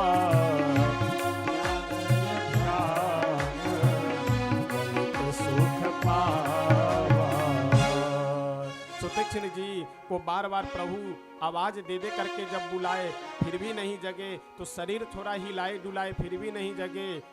सुतीक्ष्ण जी तो प्रभु के ध्यान में मस्त हैं, आनंदित हैं। प्रभु समझ गए कि मैं सामने खड़ा हूं और मुझको हृदय में देख करके आनंदित हो रहे हैं। अब किए क्या कि हृदय में जो श्री सीताराम जी की झांकी थी उसे छिपा करके लक्ष्मी नारायण की झांकी प्रकट कर दिए। अब तुरंत सुतीक्ष्ण जी आंख खोल करके मेरे राम जी कहाँ, मेरे राम जी कहाँ, और जैसे मेरे राम जी कहते हुए नेत्र खोले सो राम जी यहाँ। सुतीक्ष्ण जी महाराज चरणों में गिर पड़े और बोले कि प्रभु आज तो मैं धन्य हो गया, मेरा जीवन धन्य हो गया, मैं कृतार्थ हो गया। सुतीक्ष्ण जी से प्रभु बोले कि ये धन्य ही होंगे कि हमें बैठाएंगे भी। सुतीक्ष्ण जी प्रभु को बुला करके लेकर गए कुटिया में, बड़े ही सुंदर षोडशोपचार पूजन किए और कंद मूल जो आश्रम में उपलब्ध था वह दिए खाने के लिए। और उसके बाद सुतीक्ष्ण जी बड़े ही सुंदर वाणी में प्रभु की स्तुति करते हैं और बोले कि प्रभु मेरा जन्म धन्य हो गया। प्रभु सुतीक्ष्ण जी से बोले कि सुतीक्ष्ण जी आप हमसे कुछ मांग लीजिए, कुछ हमसे मांग लीजिए। सुतीक्ष्ण जी बोले कि प्रभु आज तक हमने कभी वरदान मांगा नहीं है। मुनि कह मैं वर कबहू न जाचा, समुझी न परहि झूठ का साचा। ये वरदान झूठा होता है या सच्चा होता है हमें तो कुछ पता ही नहीं है। आवाज बहुत आ रही है इधर उधर से। अब हमें तो कथावाचक के साथ साथ मास्टर भी बनना पड़ता है ना, बीच बीच में डंडा लेकर चुप रहो चुप रहो चुप रहो। अरे वैसे चुप रहिए अच्छे विद्यार्थी की तरह, इस तरह से बैठिए कि लगे कि गुड श्रोता हैं आप लोग जो है, और गुड क्या गुड से भी अच्छा लगे, वेरी गुड श्रोता है, इस तरह से बन करके बैठिए। अब बार बार समझाना पड़ता है कि चुप रहिए चुप रहिए। अच्छा वही बात है ना, स्वभाव है। 4 घंटे बैठ करके लोगों की का स्वभाव होता है, विशेष कर करके माताओं का, कि 4 घंटे बैठ करके बात करेगी और उसके बाद चलते समय बोलेगी अच्छा तो ठीक है और बात हम लोग फोन पे बाद में कर लेंगे। 4 घंटे और क्या बात हो रही थी,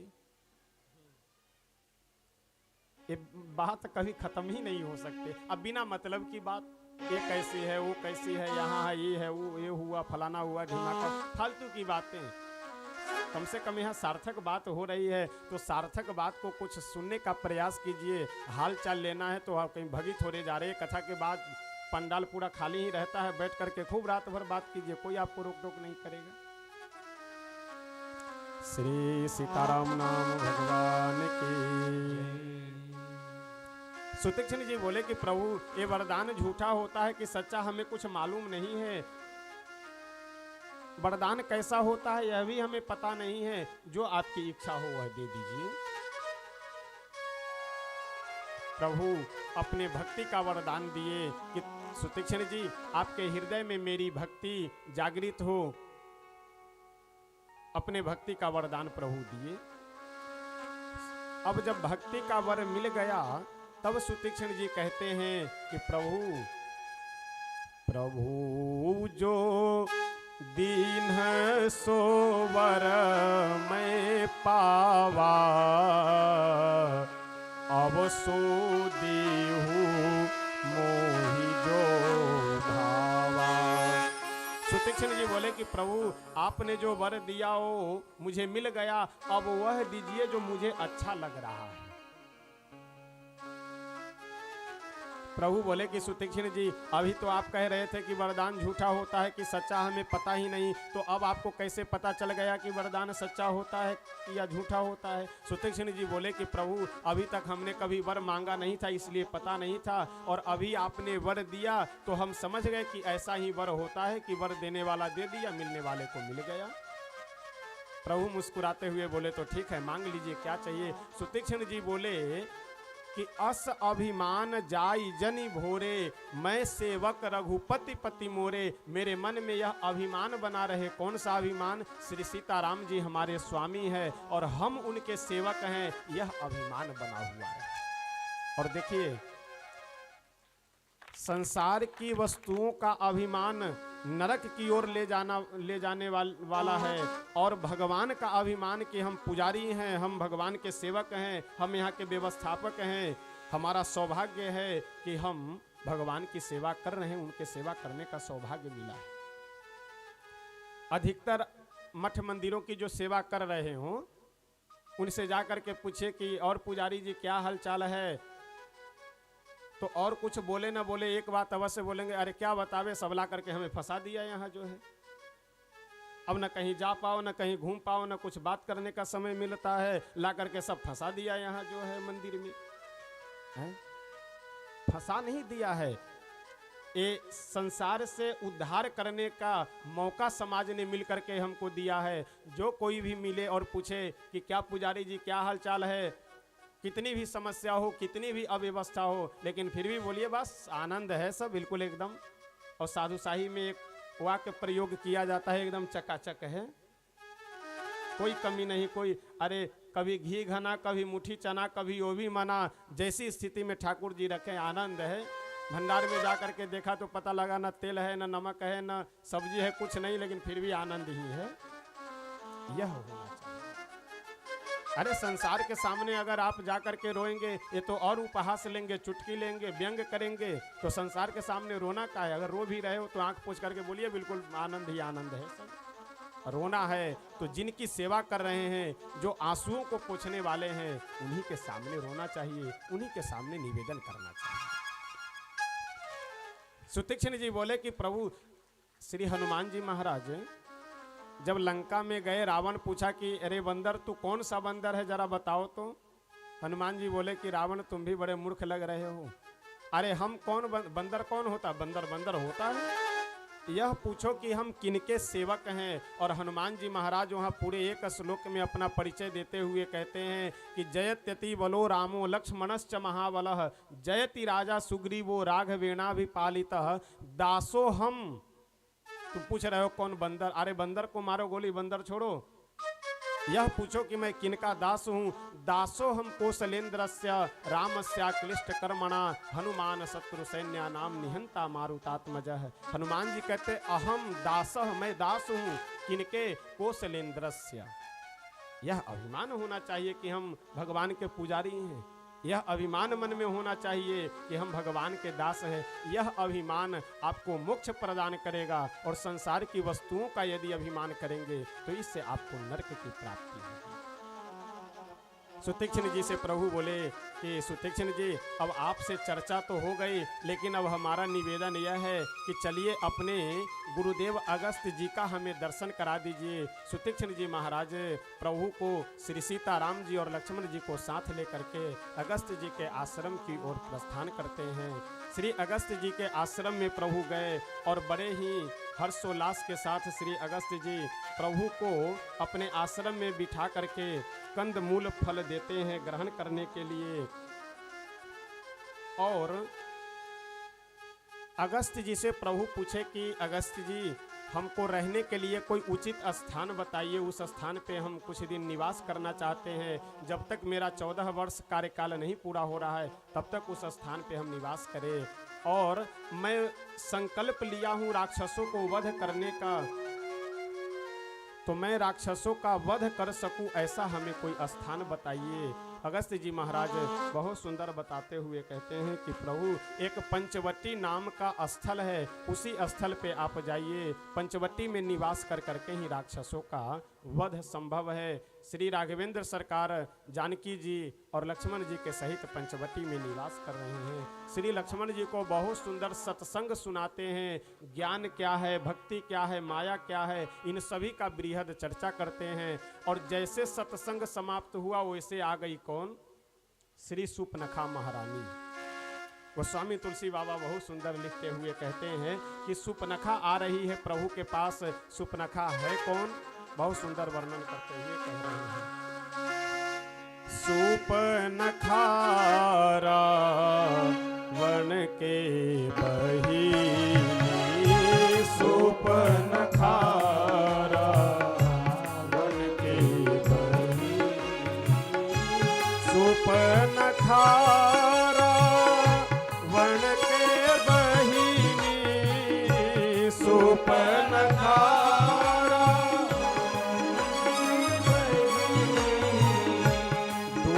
हृदय दारुण जस वही,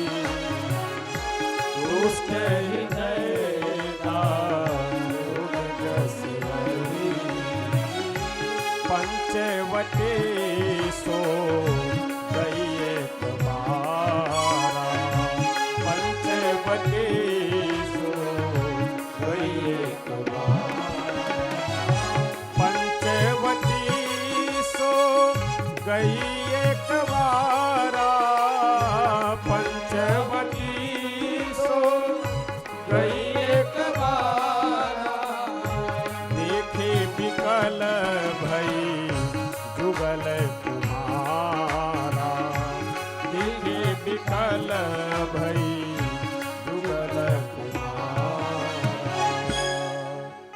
ये सूर्पनखा रावण की बहन है और इसका हृदय कैसा है, एकदम दुष्ट के समान। जैसे सर्पिणी का हृदय कठोर होता है, उसी तरह से इस सूर्पनखा का भी हृदय है। यह पंचवटी में जब गई घूमने के लिए तो देख ही विकल भई जुगल कुमारा। सूर्पनखा अपने मन में विचार की कि ओहो, इतने सुंदर राजकुमार, इनसे अगर मेरा विवाह हो जाए तो मेरा जीवन धन्य हो जाए। सूर्पनखा प्रभु के पास जा करके गोस्वामी बाबा कहते हैं कि बोली बचन बहुत मुस्काई, रुचिर रूप धरी प्रभु पही जाई।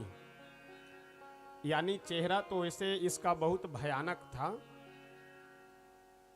अच्छा, सूर्पनखा का बहुत सुंदर तात्पर्य यह है, इस का अर्थ यह है, सूप कहते हैं वो जो फटकने वाला होता है ना, इधर बिहार में डगरा, यूपी में वो बांस का ही बना हुआ होता है, उसको सूप कहते हैं। नख यानी नख, नाखून, यानी सूप के समान लंबे लंबे जिसके नाखून हो उसी को कहा जाता है सूर्पनखा। अभी लगता है समझे नहीं आप लोग। यानी सूप के समान जिसके लंबे लंबे नाखून हो वही है सूर्पनखा। और आजकल विशेष करके तो महिलाओं में और कुछ मैं पुरुषों में भी देखता हूँ, और लंबे लंबे 1-1, 2-2 इंची के नाखून रखने का प्रचलन बनता जा रहा है। यानी लोग भगवान कितना अच्छा खासा मनुष्य बना करके भेजे, लेकिन फिर भी सूर्पनखा बनने के लिए तैयार हैं सब। अरे जब प्रभु ठीक ठाक शकल वैसे बनाए हैं, प्रभु जब वैसे मनुष्य का शरीर दे करके भेजे हैं, तो और शरीर को बेकार करने की क्या आवश्यकता है। बढ़िया अपना रूप परिवर्तित कर करके गई प्रभु के पास, और बोली तो कम मुस्कुराई ज्यादा। बोली बचन बहुत मुस्काई, और श्री राम जी के पास जा करके कहती है कि अजी मेरी ओर देखिए जरा। सूर्पनखा जब बोली कि मेरी ओर देखिए, प्रभु बोले कि हाँ देवी जी बताइए, मैं आपका क्या सहयोग कर सकता हूँ, मैं आपकी क्या सेवा। सीताराम, मैं आपकी क्या सेवा कर सकता हूँ। सूर्पनखा बोली कुछ सेवा हुआ नहीं करनी है, बस मैं आपसे विवाह करने के लिए आई हूँ, हमसे विवाह कर लीजिए। मैं अपने लिए दुल्हा ढूंढ रही हूँ और तीनों लोक में खोज करके आपके पास में आई हूँ। अच्छा, सूर्पनखा यहाँ बड़ी बुद्धिमानी से बात कह रही है। क्या कह रही है कि तुम सम पुरुष न मो सम नारी। ये आवाज क्यों गूंज रहा है, क्या कर दिए हैं? जय सिया राम, बस रहने दो जरा, कल करेंगे। सूर्पनखा बोली कि तुम सम पुरुष न मो सम नारी, यह संजोग विधि रचा विचारी। प्रमाण में किनको रख रही है? ब्रह्मा जी को। राम जी से बोली कि हे राम जी, आपका और मेरा विवाह ये मत समझिए कि अनायास हो रहा है। ये ब्रह्मा जी बहुत सोच विचार करके पहले ही लिख चुके हैं राम जी और सूर्पनखा का विवाह। बेचारे ब्रह्मा जी ऊपर ब्रह्मलोक में अपना माथा खोपड़ी पीटने लगे कि हे भगवान, ये सूर्पनखा और राम जी का विवाह हम कब लिख दिए, हमको खुद पता नहीं है। और ये वहां जा करके कह रही है कि यह संजोग विधि रचा विचारी, हमें भी बर्बाद करने पर लगी हुई है। प्रभु बोले कि देवी जी यह बताओ, तुम कह रही हो कि मैं अपने मन के अनुरूप, मम अनुरूप पुरुष जग नाही, मेरे अनुरूप पुरुष तीनों लोक में नहीं है, तो क्या तुम्हारे यहाँ लड़की के लिए लड़का, वर के लिए दुल्हन के लिए वर, बड़े बुजुर्ग नहीं खोजते हैं, माता पिता नहीं खोजते हैं? सूर्पनखा बोली कि हमारे यहाँ का वो नियम छोड़िए, हमारे यहाँ का नियम लड़का स्वयं लड़की ढूंढ ले और लड़की स्वयं लड़का ढूंढ ले। आजकल ये बहुत चल रहा है। तो जिसकी भी यह प्रवृत्ति है कि लड़का स्वयं लड़की ढूंढ ले और लड़की स्वयं लड़का ढूंढ ले, ये समझ लीजिए कि वही सुपनखा की खानदान की है सब जो है। ये धोखे से मनुष्य बन गया है सब। जो माता पिता, अगर विचार किया जाए स्वाभाविक, जो माता पिता आपको 18, 20, 22, 24 वर्ष पाल पोस करके खिला पिला करके कठिन परिश्रम करके बड़ा किए, और आज आप इतने निर्दयी और इतने नालायकी पर उतर गए कि उन्हीं माता पिता के आंख में धूल झोंक करके और धोखा दे करके मनमानी कार्य करना, ये कतई स्वीकार नहीं हो सकता। भले संविधान अधिकार दे रहा हो तो क्या हुआ, कानून अधिकार दे रहा हो तो क्या हुआ, यह व्यास गद्दी और हमारा शास्त्र सभी संविधान और कानून से ऊपर तो मैं नहीं कहूंगा, यह असंवैधानिक वाक्य हो जाएगा, लेकिन सभी को दिशा निर्देश देने वाला हमारा शास्त्र और यह व्यास गद्दी है। तो जो लोगों की ऐसी प्रवृत्ति है वो सब समझ लीजिए कि श्री सुपनखा महारानी जी के ही वंश के लोग हैं, धोखे से मनुष्य बन गए। सुपनखा बोले कि ऐसा है, आप हमसे विवाह कर लीजिए। श्री राघवेंद्र सरकार बोले कि मैं विवाह नहीं कर सकता। क्यों? क्योंकि सीत ही चितई कही प्रभु बाता, अहै कुमार मोर लघु भ्राता। अच्छा, जरा गंभीरता बना करके रखिए, ये चौपाई बहुत ही विचारणीय विषय वाला चौपाई है। लक्ष्मण जी कुमारे हैं क्या? कुमारे नहीं है, विवाह हो चुका है, लेकिन फिर भी प्रभु क्या कह रहे हैं कि अहै कुमार मोर लघु भ्राता। इसका मतलब भगवान झूठ बोल रहे हैं। इसका मतलब तो यही हुआ ना कि भगवान झूठ बोल रहे हैं।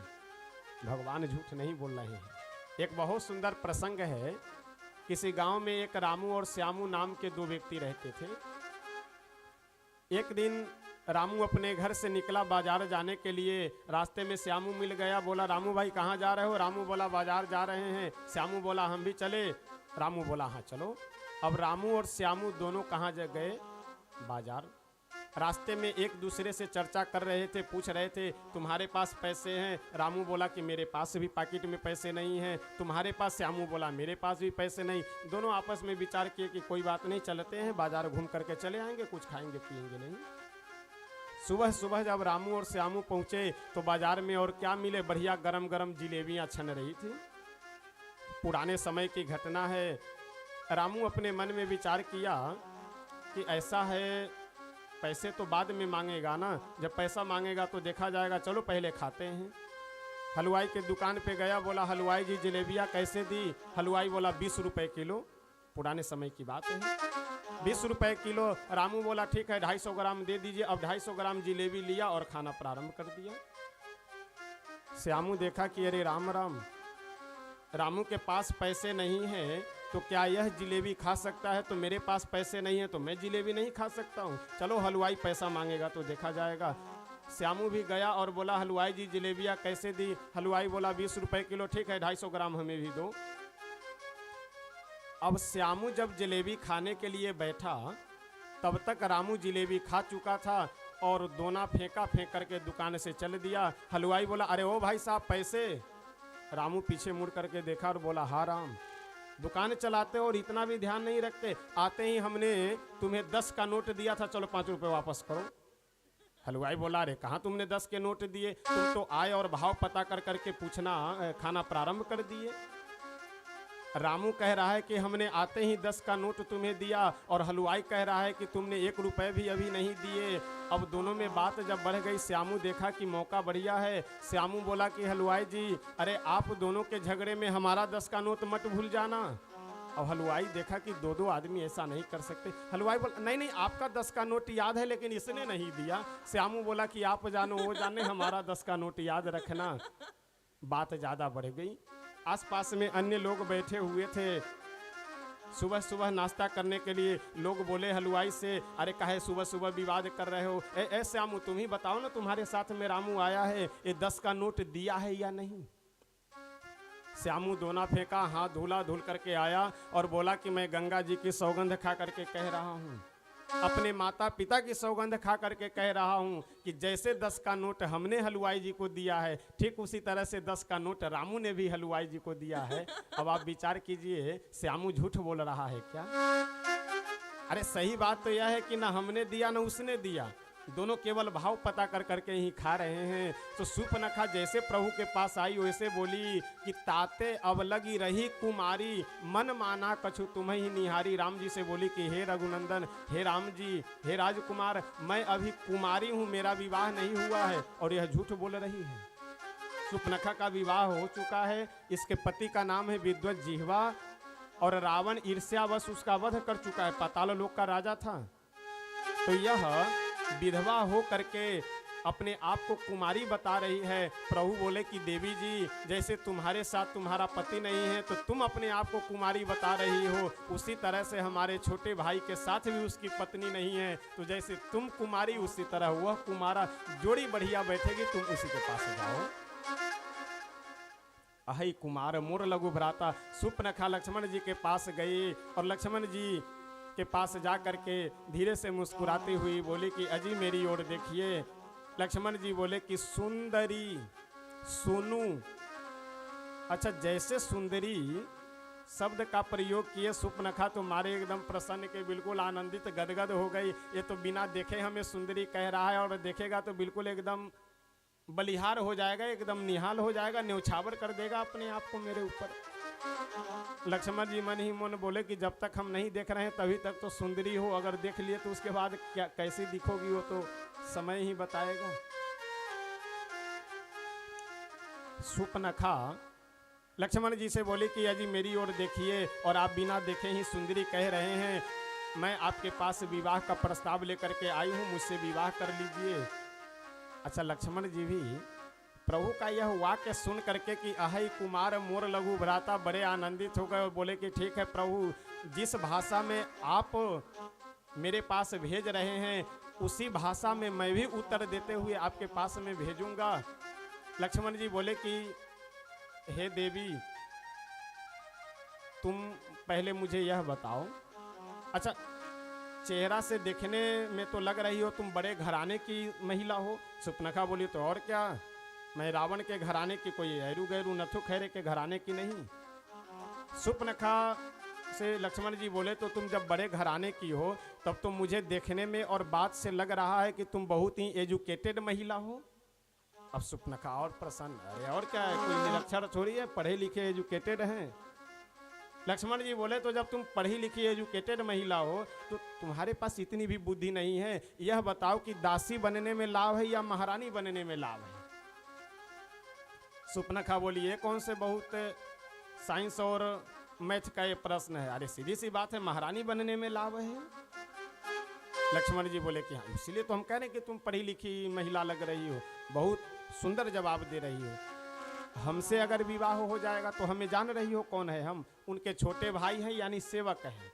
अगर हमसे विवाह करोगी तो तुम्हारा पूरा जीवन बीत जाएगा केवल झाड़ू पोछा करने में और बर्तन मांजने में। अगर उनसे विवाह हो जाएगा तो बढ़िया महारानी बन करके पूजा होगी अयोध्या जी में।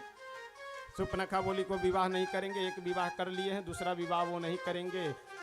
लक्ष्मण जी बोले कि इसकी चिंता तुम क्यों कर रही हो कि एक विवाह कर लिए हैं तो दूसरा विवाह नहीं करेंगे। अरे उनके पिताजी जब 3-3 विवाह कर सकते हैं तो 2 विवाह कर लेंगे तो क्या बिगड़ जाएगा, जाओ उनके पास, अवश्य विवाह करेंगे। सुंदरी सुनु मैं उनकर दासा, पराधीन नहीं तोर सुपासा, इसलिए तुम उन्हीं के पास जाओ, वह अवश्य तुमसे विवाह करेंगे। सूर्पनखा फिर प्रभु के पास गई और जाकर के बोली कि वो हमसे विवाह नहीं कर रहे हैं। प्रभु बोले कि ऐसा कैसे हो सकता है, वो विवाह नहीं कर रहे हैं। जाओ तो फिर दोबारा उनके पास, लक्ष्मण जी के पास फिर गई, फिर लक्ष्मण जी प्रभु के पास भेज दिए। अब सूर्पनखा मन में समझ गई कि ये दोनों खेल खिला रहे हैं। अच्छा, कितना सुंदर संकेत है, अपने मन से अगर कोई व्यक्ति विवाह का निर्णय ले रहा हो उसके जीवन में खेला ही होता है, तमाशा ही होता है, शांति और आनंद उसके जीवन में नहीं रह जाता है। सूर्पनखा अपने से विवाह करने जा रहे, विवाह होने से पहले तमाशा प्रारंभ है। इसलिए विवाह बहुत सोच विचार करके करना चाहिए। अगर सोच विचार करके करेंगे तब तो होगा विवाह, अगर बिना सोचे विचारे करेंगे तो फिर वही होगा ब्याह। आह आह जीवन भर बनी रहे, ना अपने चैन से रह पाओ, ना पत्नी चैन से रह पाए, ना पत्नी न पति कोई नहीं, आह आह बनी रहे। तो अगर सोच विचार करके करेंगे तो फिर विवाह ही होगा। सूर्पनखा दौड़ी अपना स्वरूप प्रकट कर करके राक्षसी का श्री जानकी जी को मारने के लिए। इधर लक्ष्मण जी महाराज को प्रभु इशारा किए। गोस्वामी जी कहते हैं कि लक्ष्मण अति लाघव ते ही नाक कान बिनु कीन है, ताके कर रावण कह मनो चुनौती दीन है। मानो सुपनखा का नाक कान काट करके, अच्छा यहाँ भी कितना सुंदर संकेत है। मनमानी तरीके से जो व्यक्ति यानी माता पिता की बात न मान करके, बड़े बुजुर्गों की बात न मान कर, रिश्तेदारों की बात न मान करके जो मनमानी तरीके से अगर विवाह आदि संबंध बनाने का कार्य कर रहे हो, उनके नाक कान कटे बिना रह नहीं सकता। आज न कल, कल न परसों अवश्य नाक कटना यानी प्रतिष्ठा चली जाना। प्रतिष्ठा गए बिना रह नहीं सकते। इसलिए अपने परिवार माता पिता का ध्यान रख करके ही विवाह करना चाहिए। सुपनखा का नाक कान कट गया। खरदूषण के पास गई, दौड़ी भागे। खरदूषण 14,000 अमर सैनिकों को लेकर के आया और सारे अमर सैनिक, अच्छा इन लोगों को वरदान क्या प्राप्त था कि जब तक आपस में विरोध न हो तब तक हमारी मृत्यु न हो। प्रभु ऐसी माया किए कि ये 14,000 अमर सैनिक एक दूसरे में ही राममय देख करके सब मर गए, समाप्त हो गए। खरदूषण का भी प्रभु वध करते हैं और समय अब समापन की ओर हो रहा है। आइए हम सब प्रेम से एक भजन श्रवण करते हैं, उसके बाद अपनी वाणी को विराम देंगे और आगे फिर स्तुति और आरती आदि ये सब करेंगे। प्रसाद वगैरह लेकर के हम सब अपने अपने गंतव्य स्थान को प्रस्थान करेंगे। प्रेम से आइए हम सब एक भजन श्रवण करते हैं, उसके बाद हम लोग आगे बढ़ेंगे।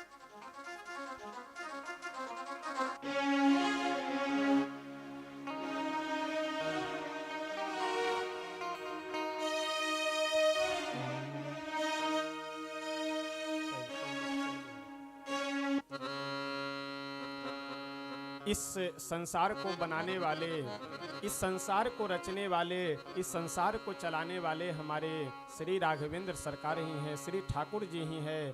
तो उन्हीं के चरणों में अपनी वाक पुष्पांजलि निवेदित हम सब करते हैं। इस भजन के माध्यम से हम सब प्रभु के चरणों में अपना निवेदन अर्पित करते हैं। आइए प्रेम से। सारे जहां के मालिक तेरा ही आसरा है, तेरा ही आसरा है। सारे जहां के मालिक, प्रेम से सभी भक्त गाइए। आसरा है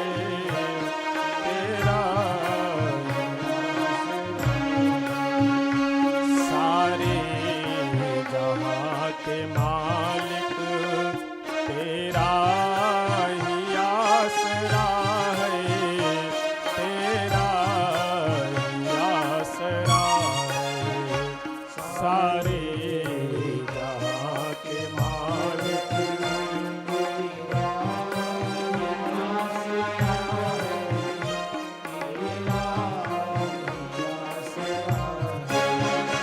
राजी जिसमें तेरे रजा है, जिसमें तेरी रजा है। राजी उसी में जिसमें तेरी रजा है,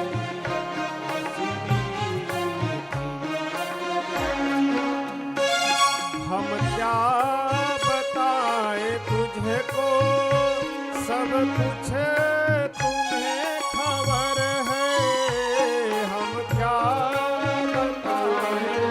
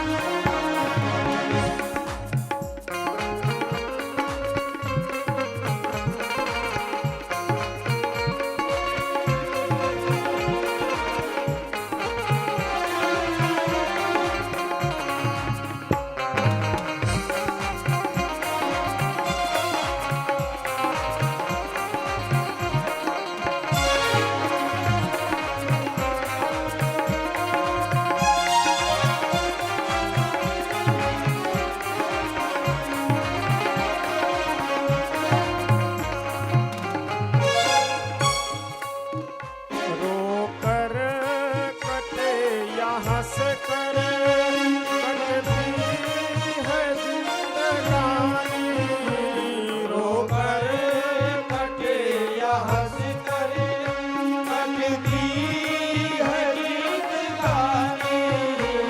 तू गम दे या खुशी दे, सब तेरी मेहरबानी।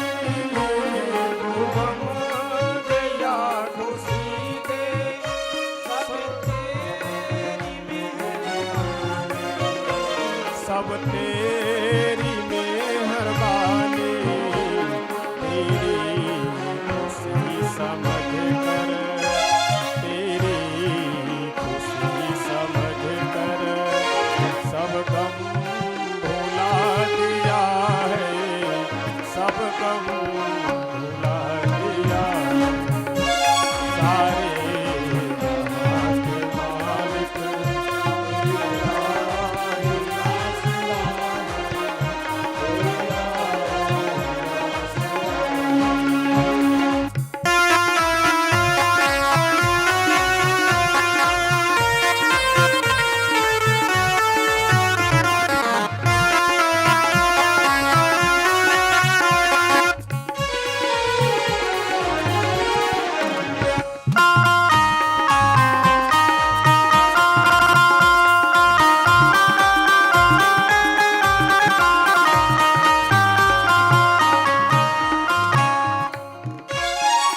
भजन के अंतिम पंक्ति में संत कहते हैं कि हे प्रभु, यदि हमारे मन में कभी मांगने की भावना हो तो ऐसा आशीर्वाद दीजिए कि मैं संसार के आगे हाथ न फैला करके आपके आगे ही हाथ फैलाऊं। संसार के आगे हाथ फैलाने की कभी नौबत ना आए हमारे जीवन में। बस इतनी सी आप कृपा हमारे ऊपर कर दीजिए।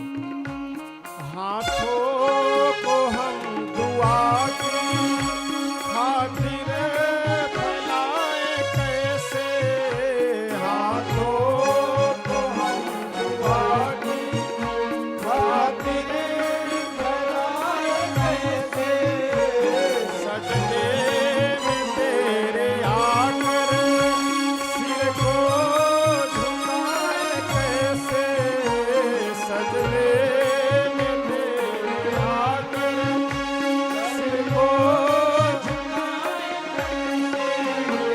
सर को झुकाए कैसे, मजबूर